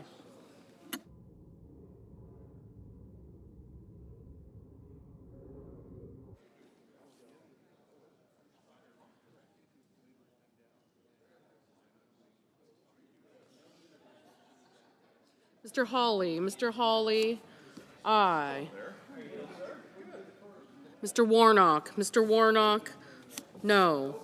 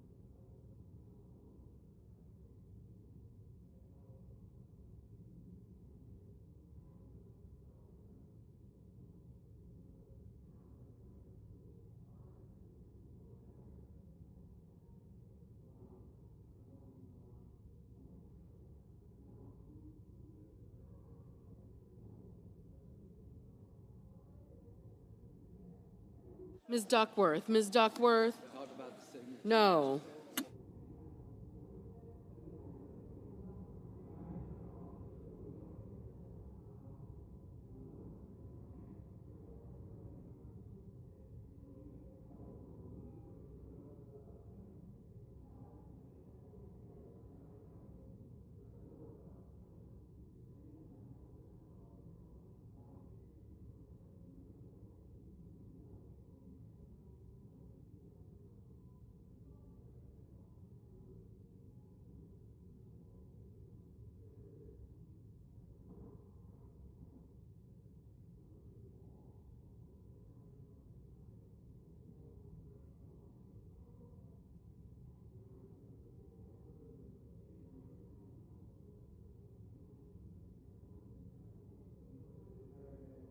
Mr. Schumer, Mr. Schumer, no.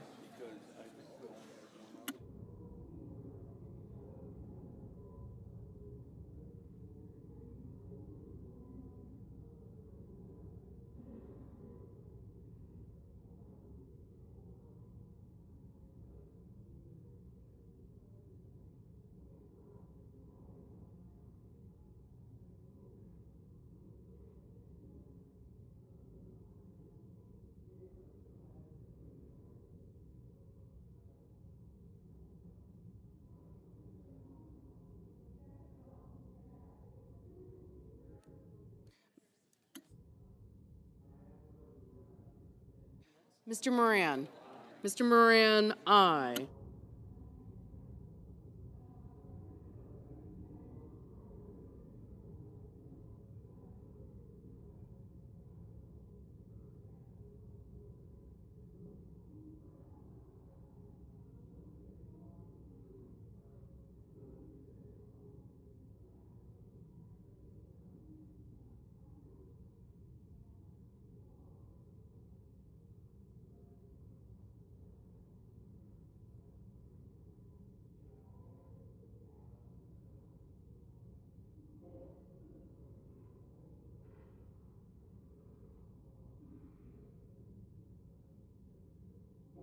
Mr. Sullivan, aye.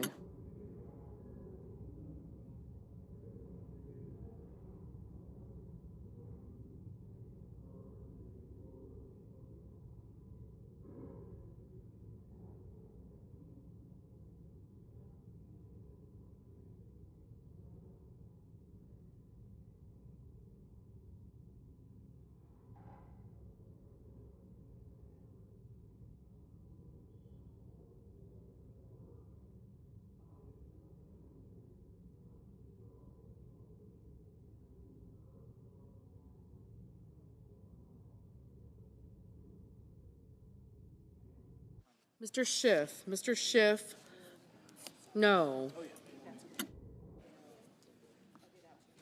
Mr. Johnson, aye.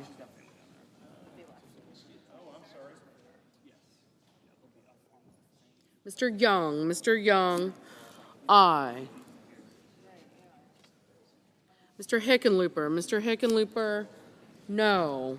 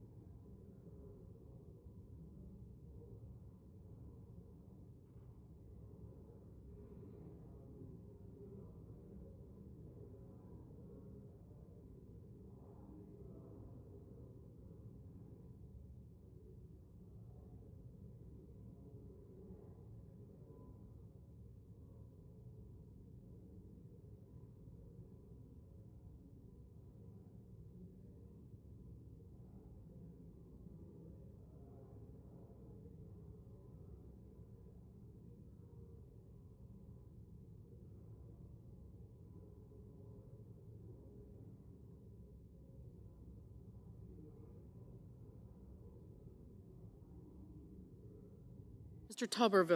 Tuberville, aye.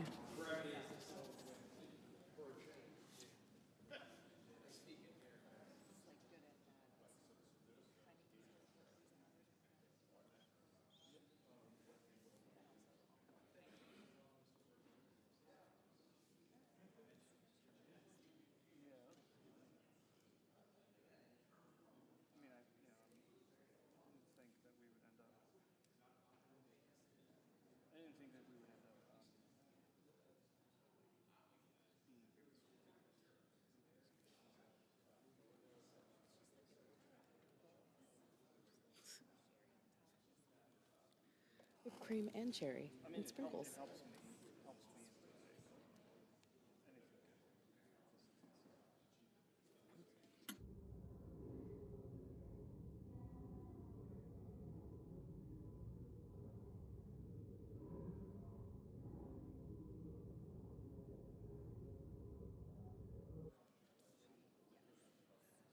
Mr. Coons. Mr. Coons, no.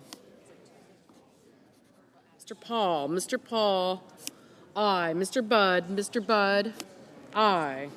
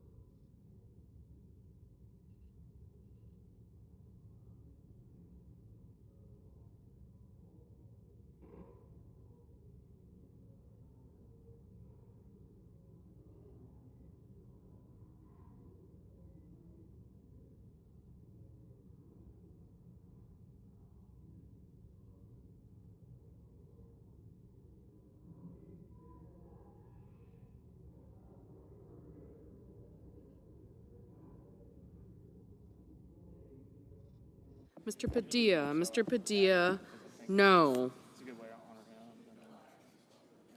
Mr. Murphy. Mr. Murphy, no.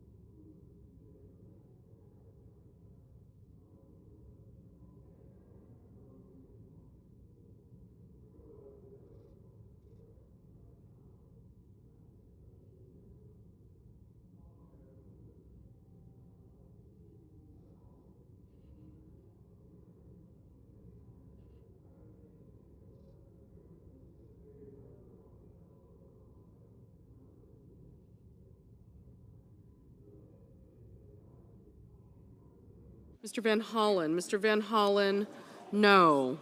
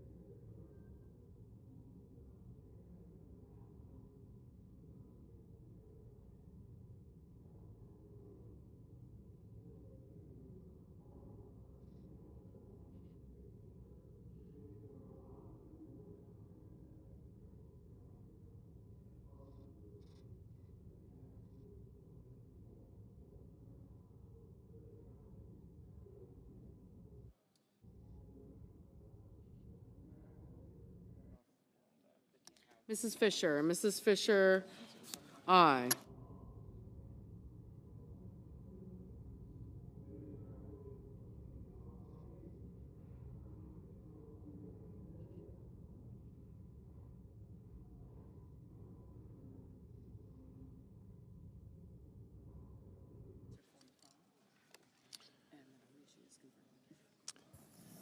The yeas are 52, the nays are 45, and the nomination is confirmed. Under the previous order, the motion to reconsider is considered made and laid upon the table, and the President will immediately be notified of the Senate's action. Mr. President, I ask unanimous consent to waive the mandatory quorum call with respect to the Oz nomination. Without objection. The clerk will report the motion to invoke cloture. Cloture motion. We, the undersigned senators, in accordance with the provisions of Rule 22 of the Standing Rules of the Senate, do hereby move to bring to a close debate on the nomination of Mehmet Oz of Pennsylvania to be Administrator of the Centers for Medicare and Medicaid Services, signed by 17 senators. By unanimous consent, the mandatory quorum call has been waived. The question is it the sense of the Senate that debate on the nomination of Mehmet Oz of Pennsylvania to be Administrator of the Centers for Medicare and Medicaid Services shall be brought to close? The yeas and nays are mandatory under the rule. The clerk will call the roll. Ms. Alsobrooks, Ms. Baldwin. I got you, thanks.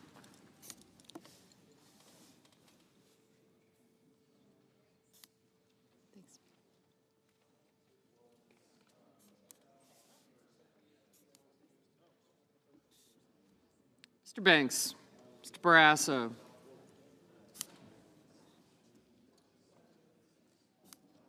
Mr. Bennett. Mrs. Blackburn. Mr. Blumenthal. Ms. Blunt Rochester. Mr. Booker. Mr. Bozeman. Mrs. Britt. Mr. Budd. Ms. Cantwell. Mrs. Capito.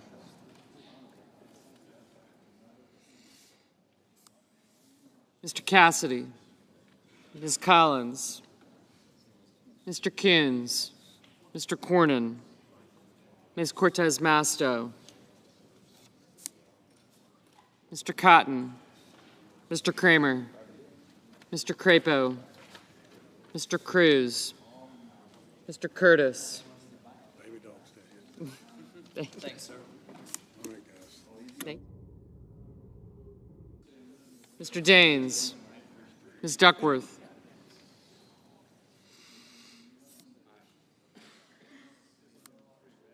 Mr. Durbin, Ms. Ernst, Mr. Fetterman, Mrs. Fisher, Mr. Gallego, Mrs. Gillibrand, Mr. Graham,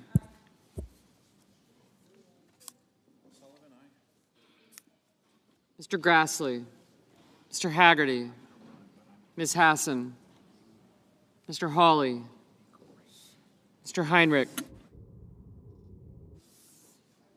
Mr. Hickenlooper, Ms. Hirono, Mr. Hoven, Mr. Husted, Mrs. Hyde-Smith, Mr. Johnson, Mr. Justice, Mr. Kane, Mr. Kelly, Mr. Kennedy, Mr. Kim, Mr. King,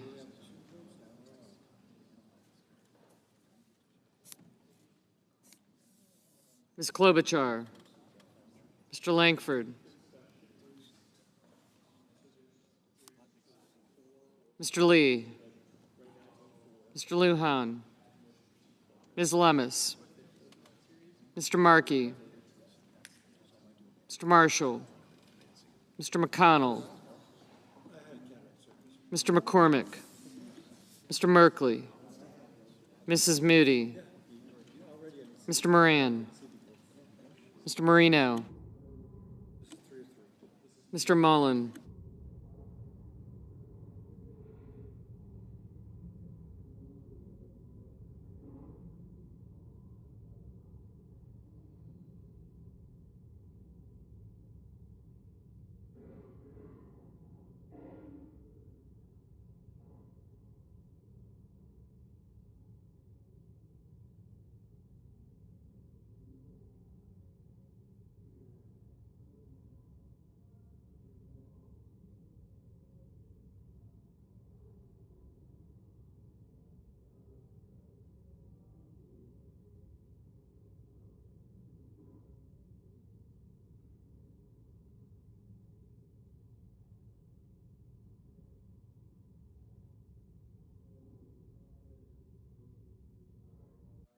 Ms. Murkowski, Mr. Murphy, Mrs. Murray, Mr. Ossoff, Mr. Padilla, Mr. Paul, Mr. Peters, Mr. Reed, Mr. Ricketts, Mr. Risch, Ms. Rosen, Mr. Rounds, Mr. Sanders, Mr. Schatz, Mr. Schiff, Mr. Schmidt, Mr. Schumer, Mr. Scott of Florida, Mr. Scott of South Carolina,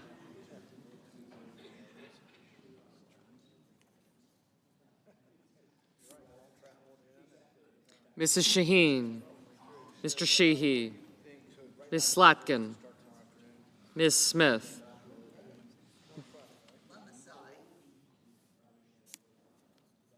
Mr. Sullivan, Mr. Thune, Mr. Tillis, Mr. Tuberville, Mr. Van Hollen, Mr. Warner, Mr. Warnock, Ms. Warren, Mr. Welch, Mr. Whitehouse, Mr. Wicker, Mr. Wyden, Mr. Young,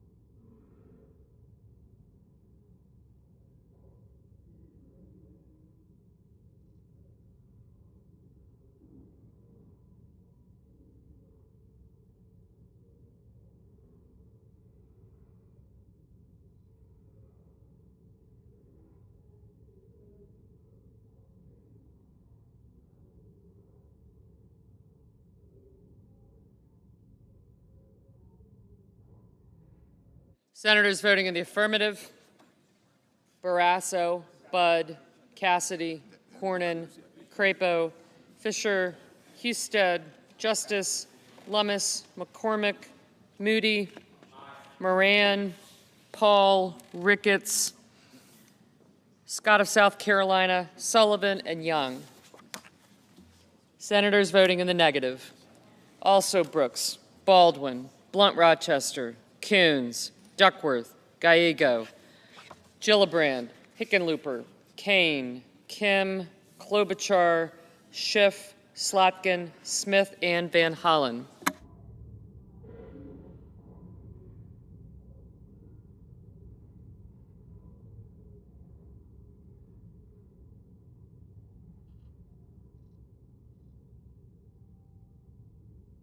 Mr. Graham, aye.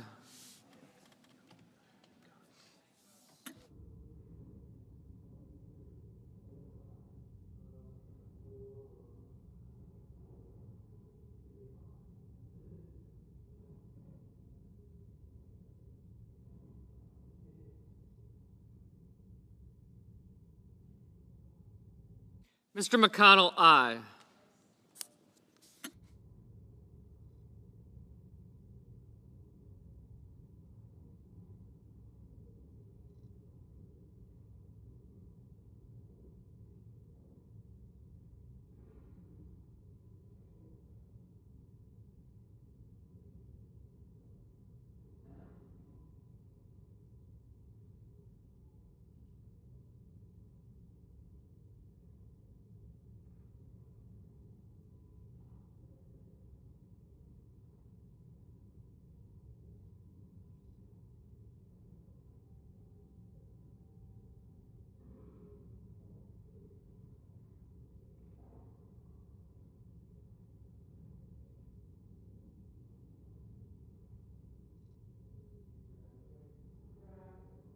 Mr. Grassley, aye.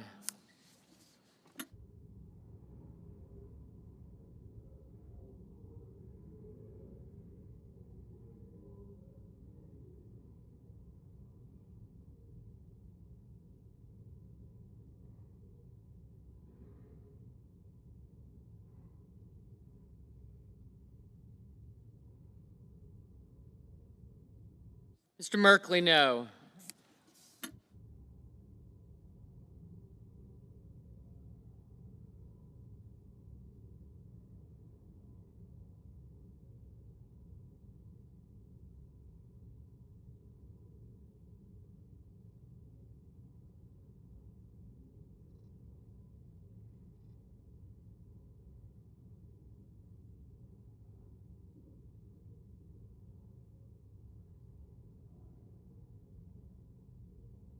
Mr. Murphy, no.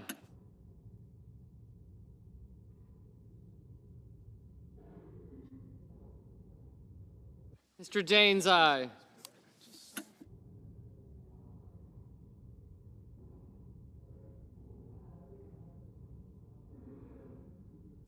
Ms. Hassan, no.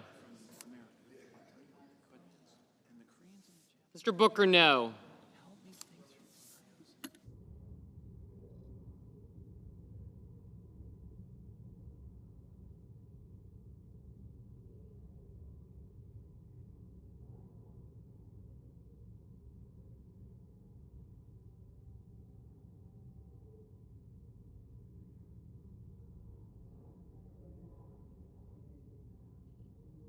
Mr. Reed, no.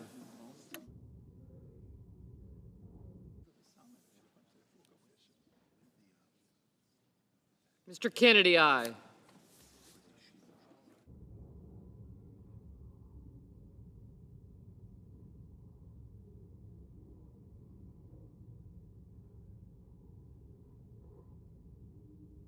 Mr. Kelly, no.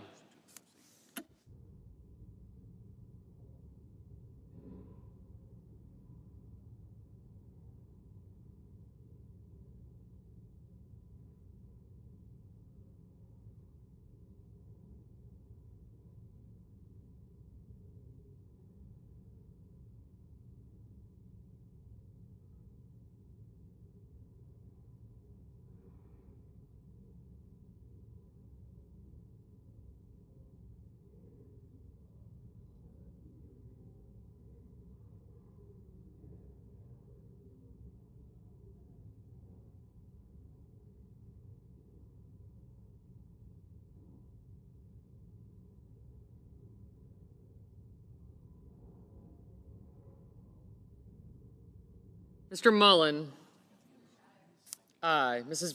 Britt, aye. Mr. Marino, aye. Mr. Rounds, aye.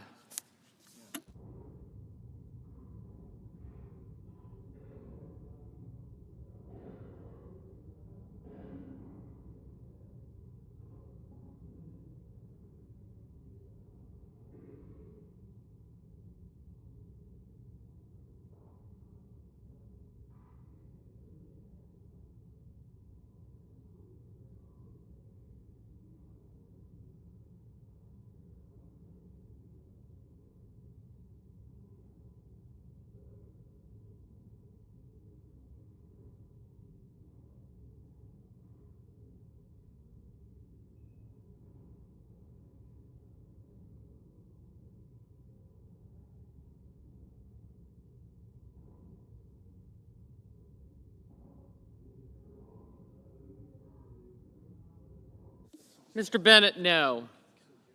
Mr. Wyden, no.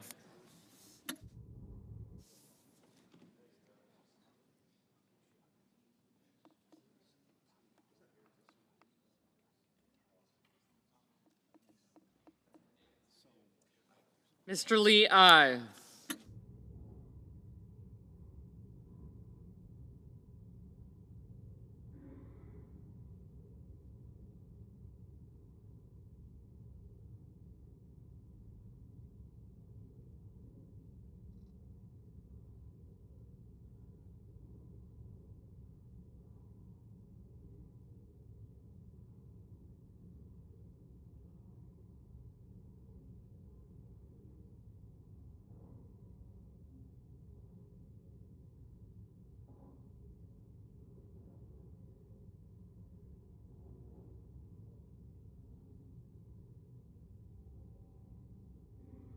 Ms. Cortez Masto, no.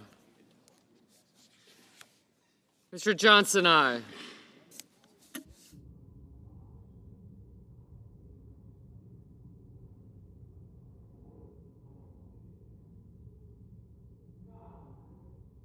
Ms. Collins, aye.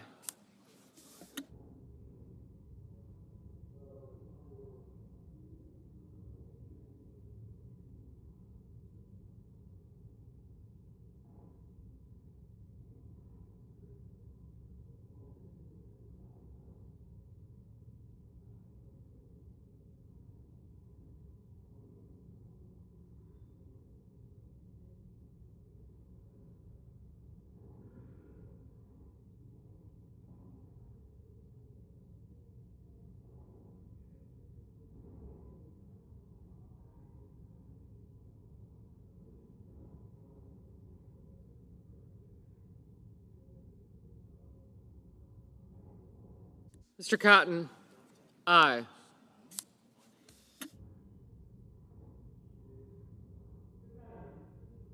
Mr. Fetterman, no.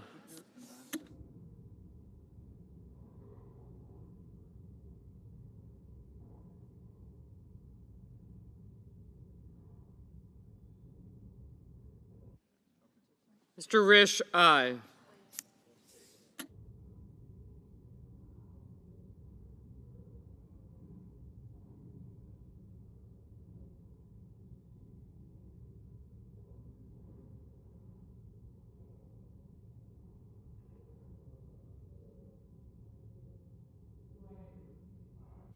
Mr. Langford, aye.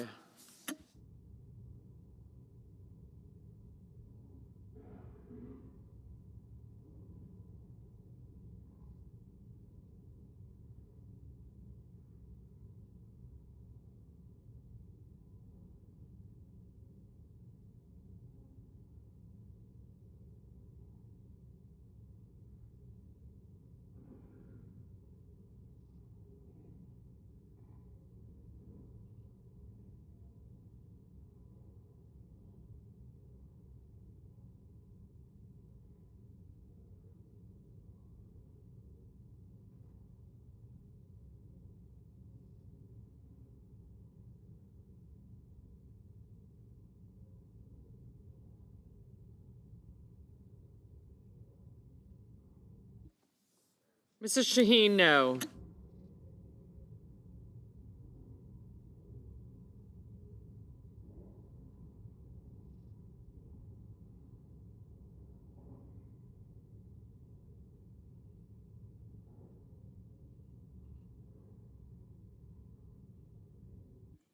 Ms. Hirono, no.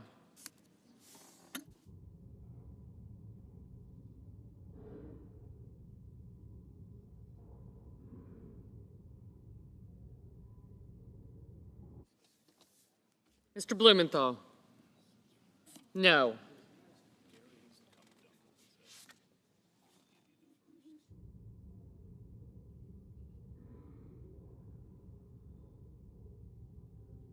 Mr. Warner, no.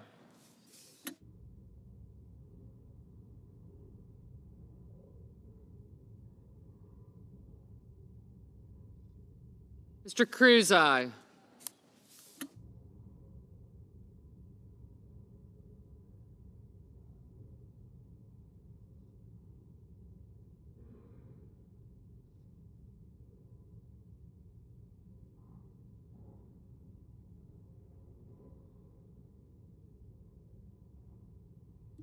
Mr. Whitehouse, no.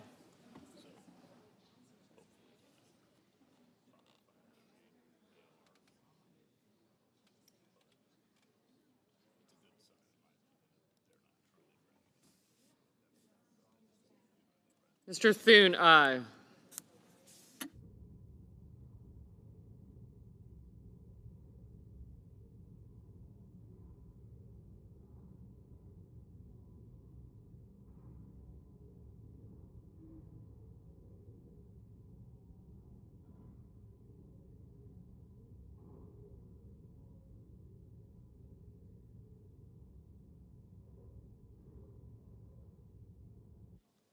Mr. Lujan, no.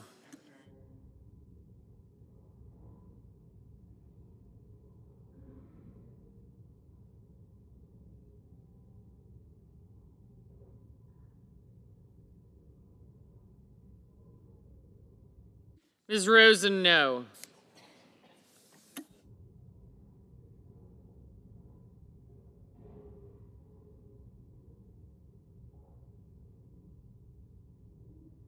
Ms. Cantwell, no.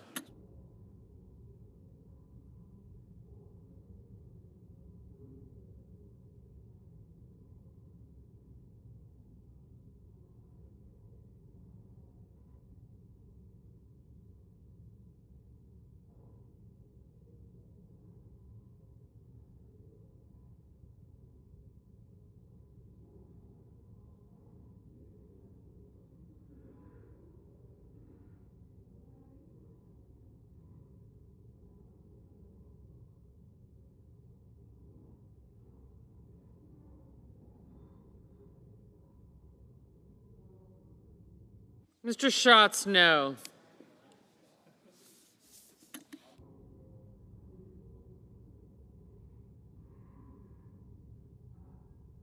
Mr. King, no.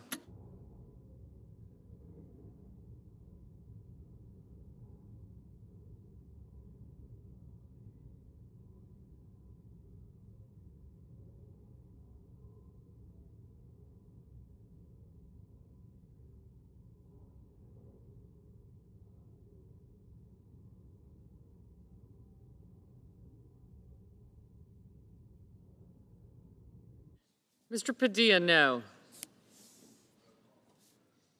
Mrs. Hyde-Smith, aye.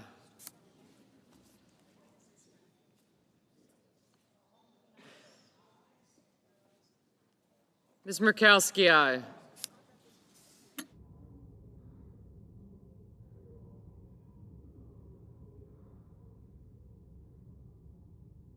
Mr. Haggerty, aye.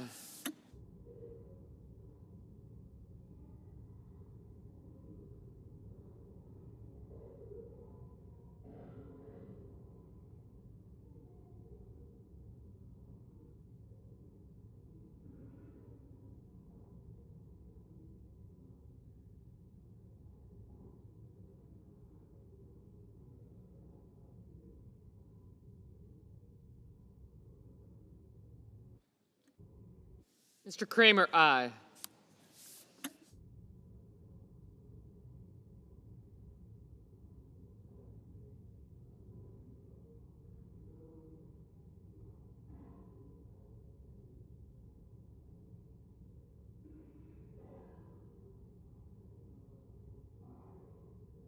Mr. Wicker, aye.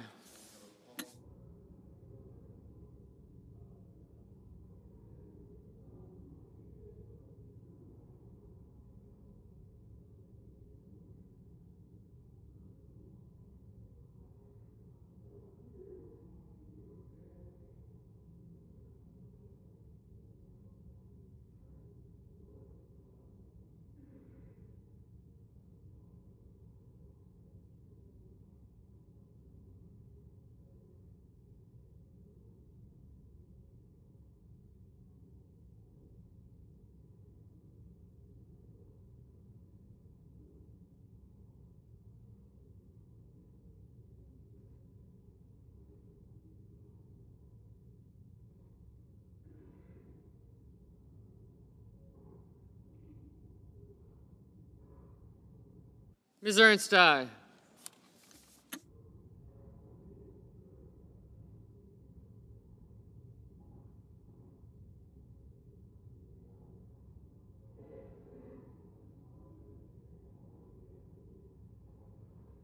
Mr. Markey, no.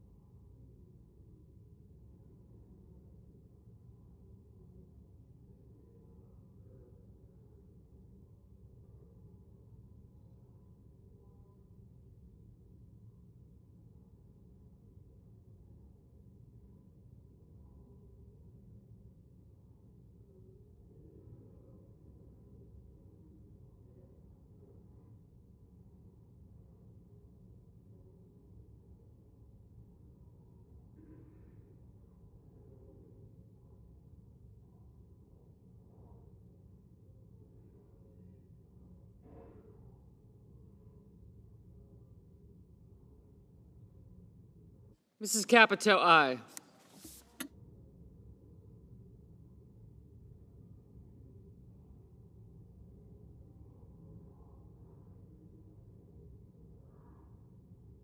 Mrs. Blackburn, aye. Mr. Welch, no.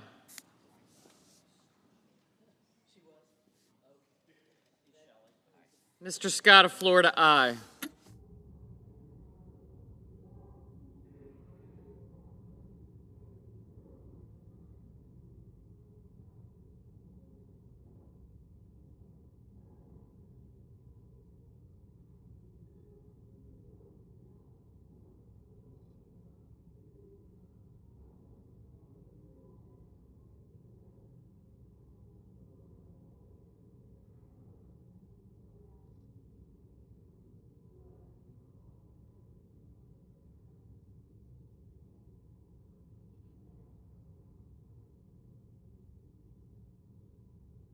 Mr. Curtis, aye.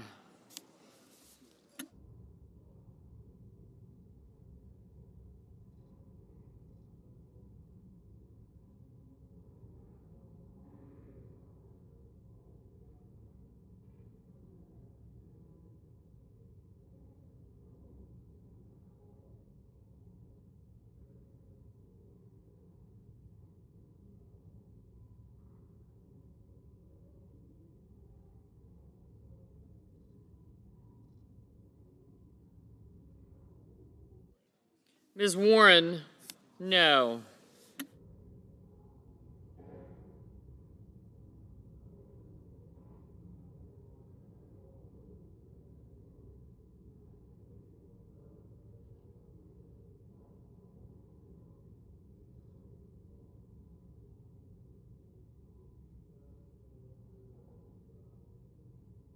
Mr. Durbin, no. Mr. Schmidt, aye.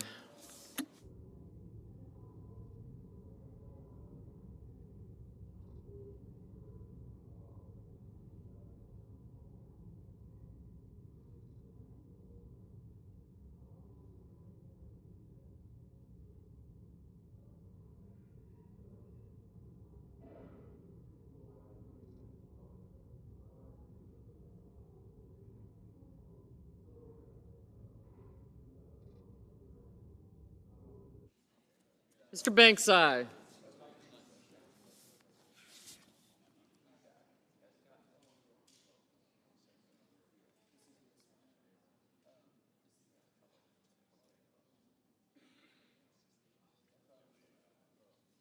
Mr. Hawley, aye.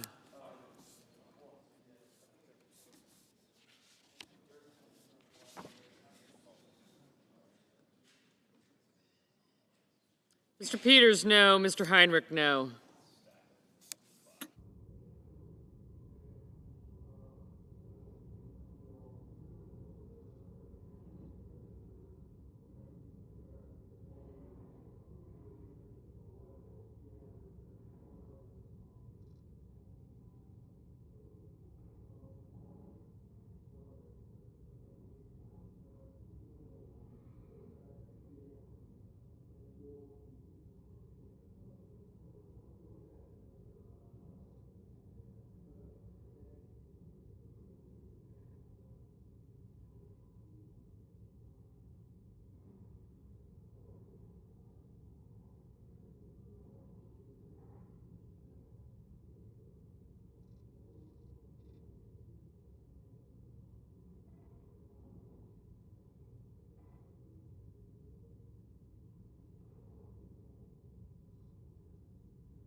Mr. Warnock, no.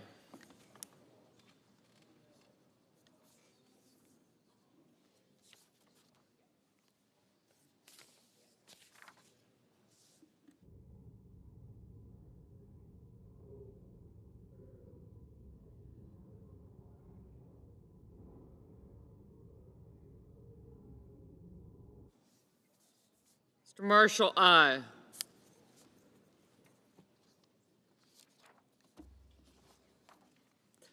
Mr. Ossoff, no.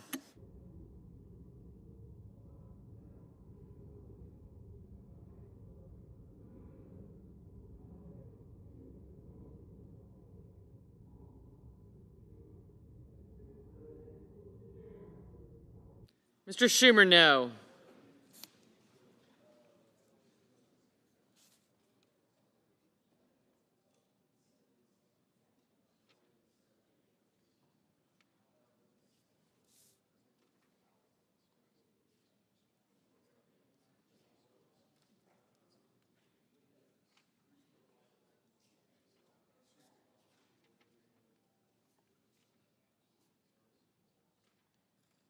Stephanie, is Murray's not coming for this one?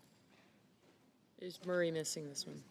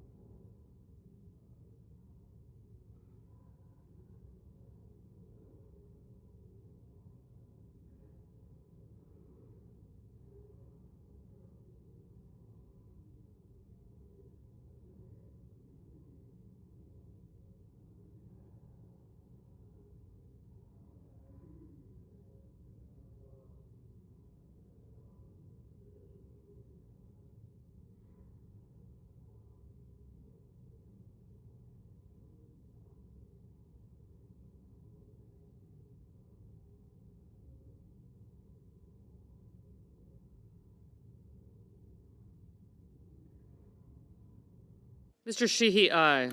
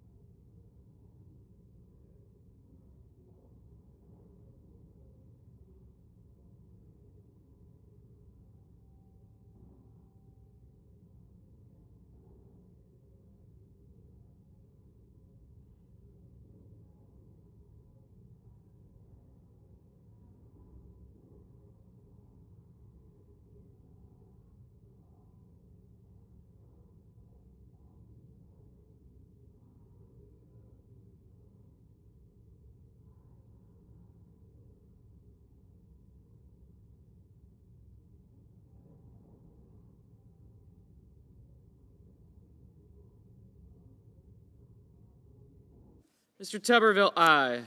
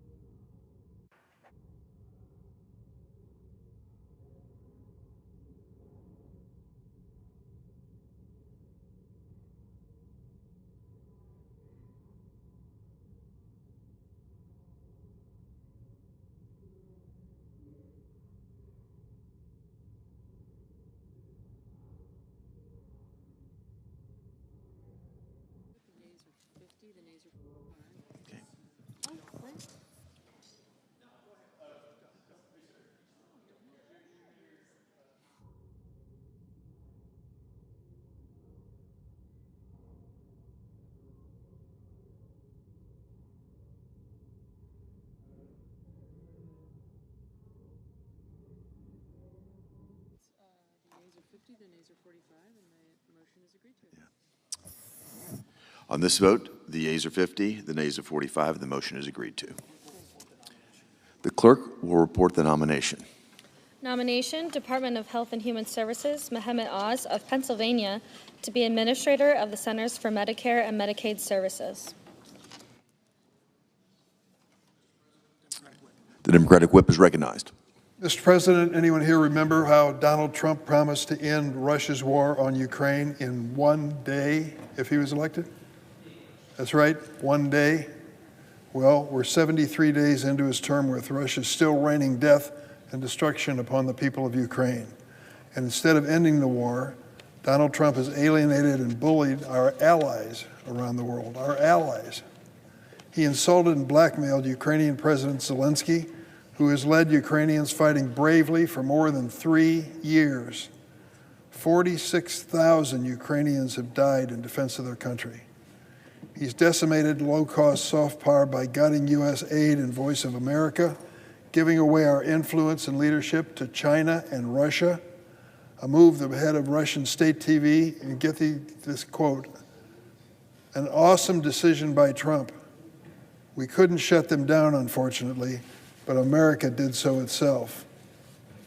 By turning our backs on the rest of the world, Donald Trump has undermined the promise of America as a beacon of democracy, freedom, and human rights. And all the while, Russian President Putin is laughing at us, watching with glee as America destroys its own leadership and credibility, something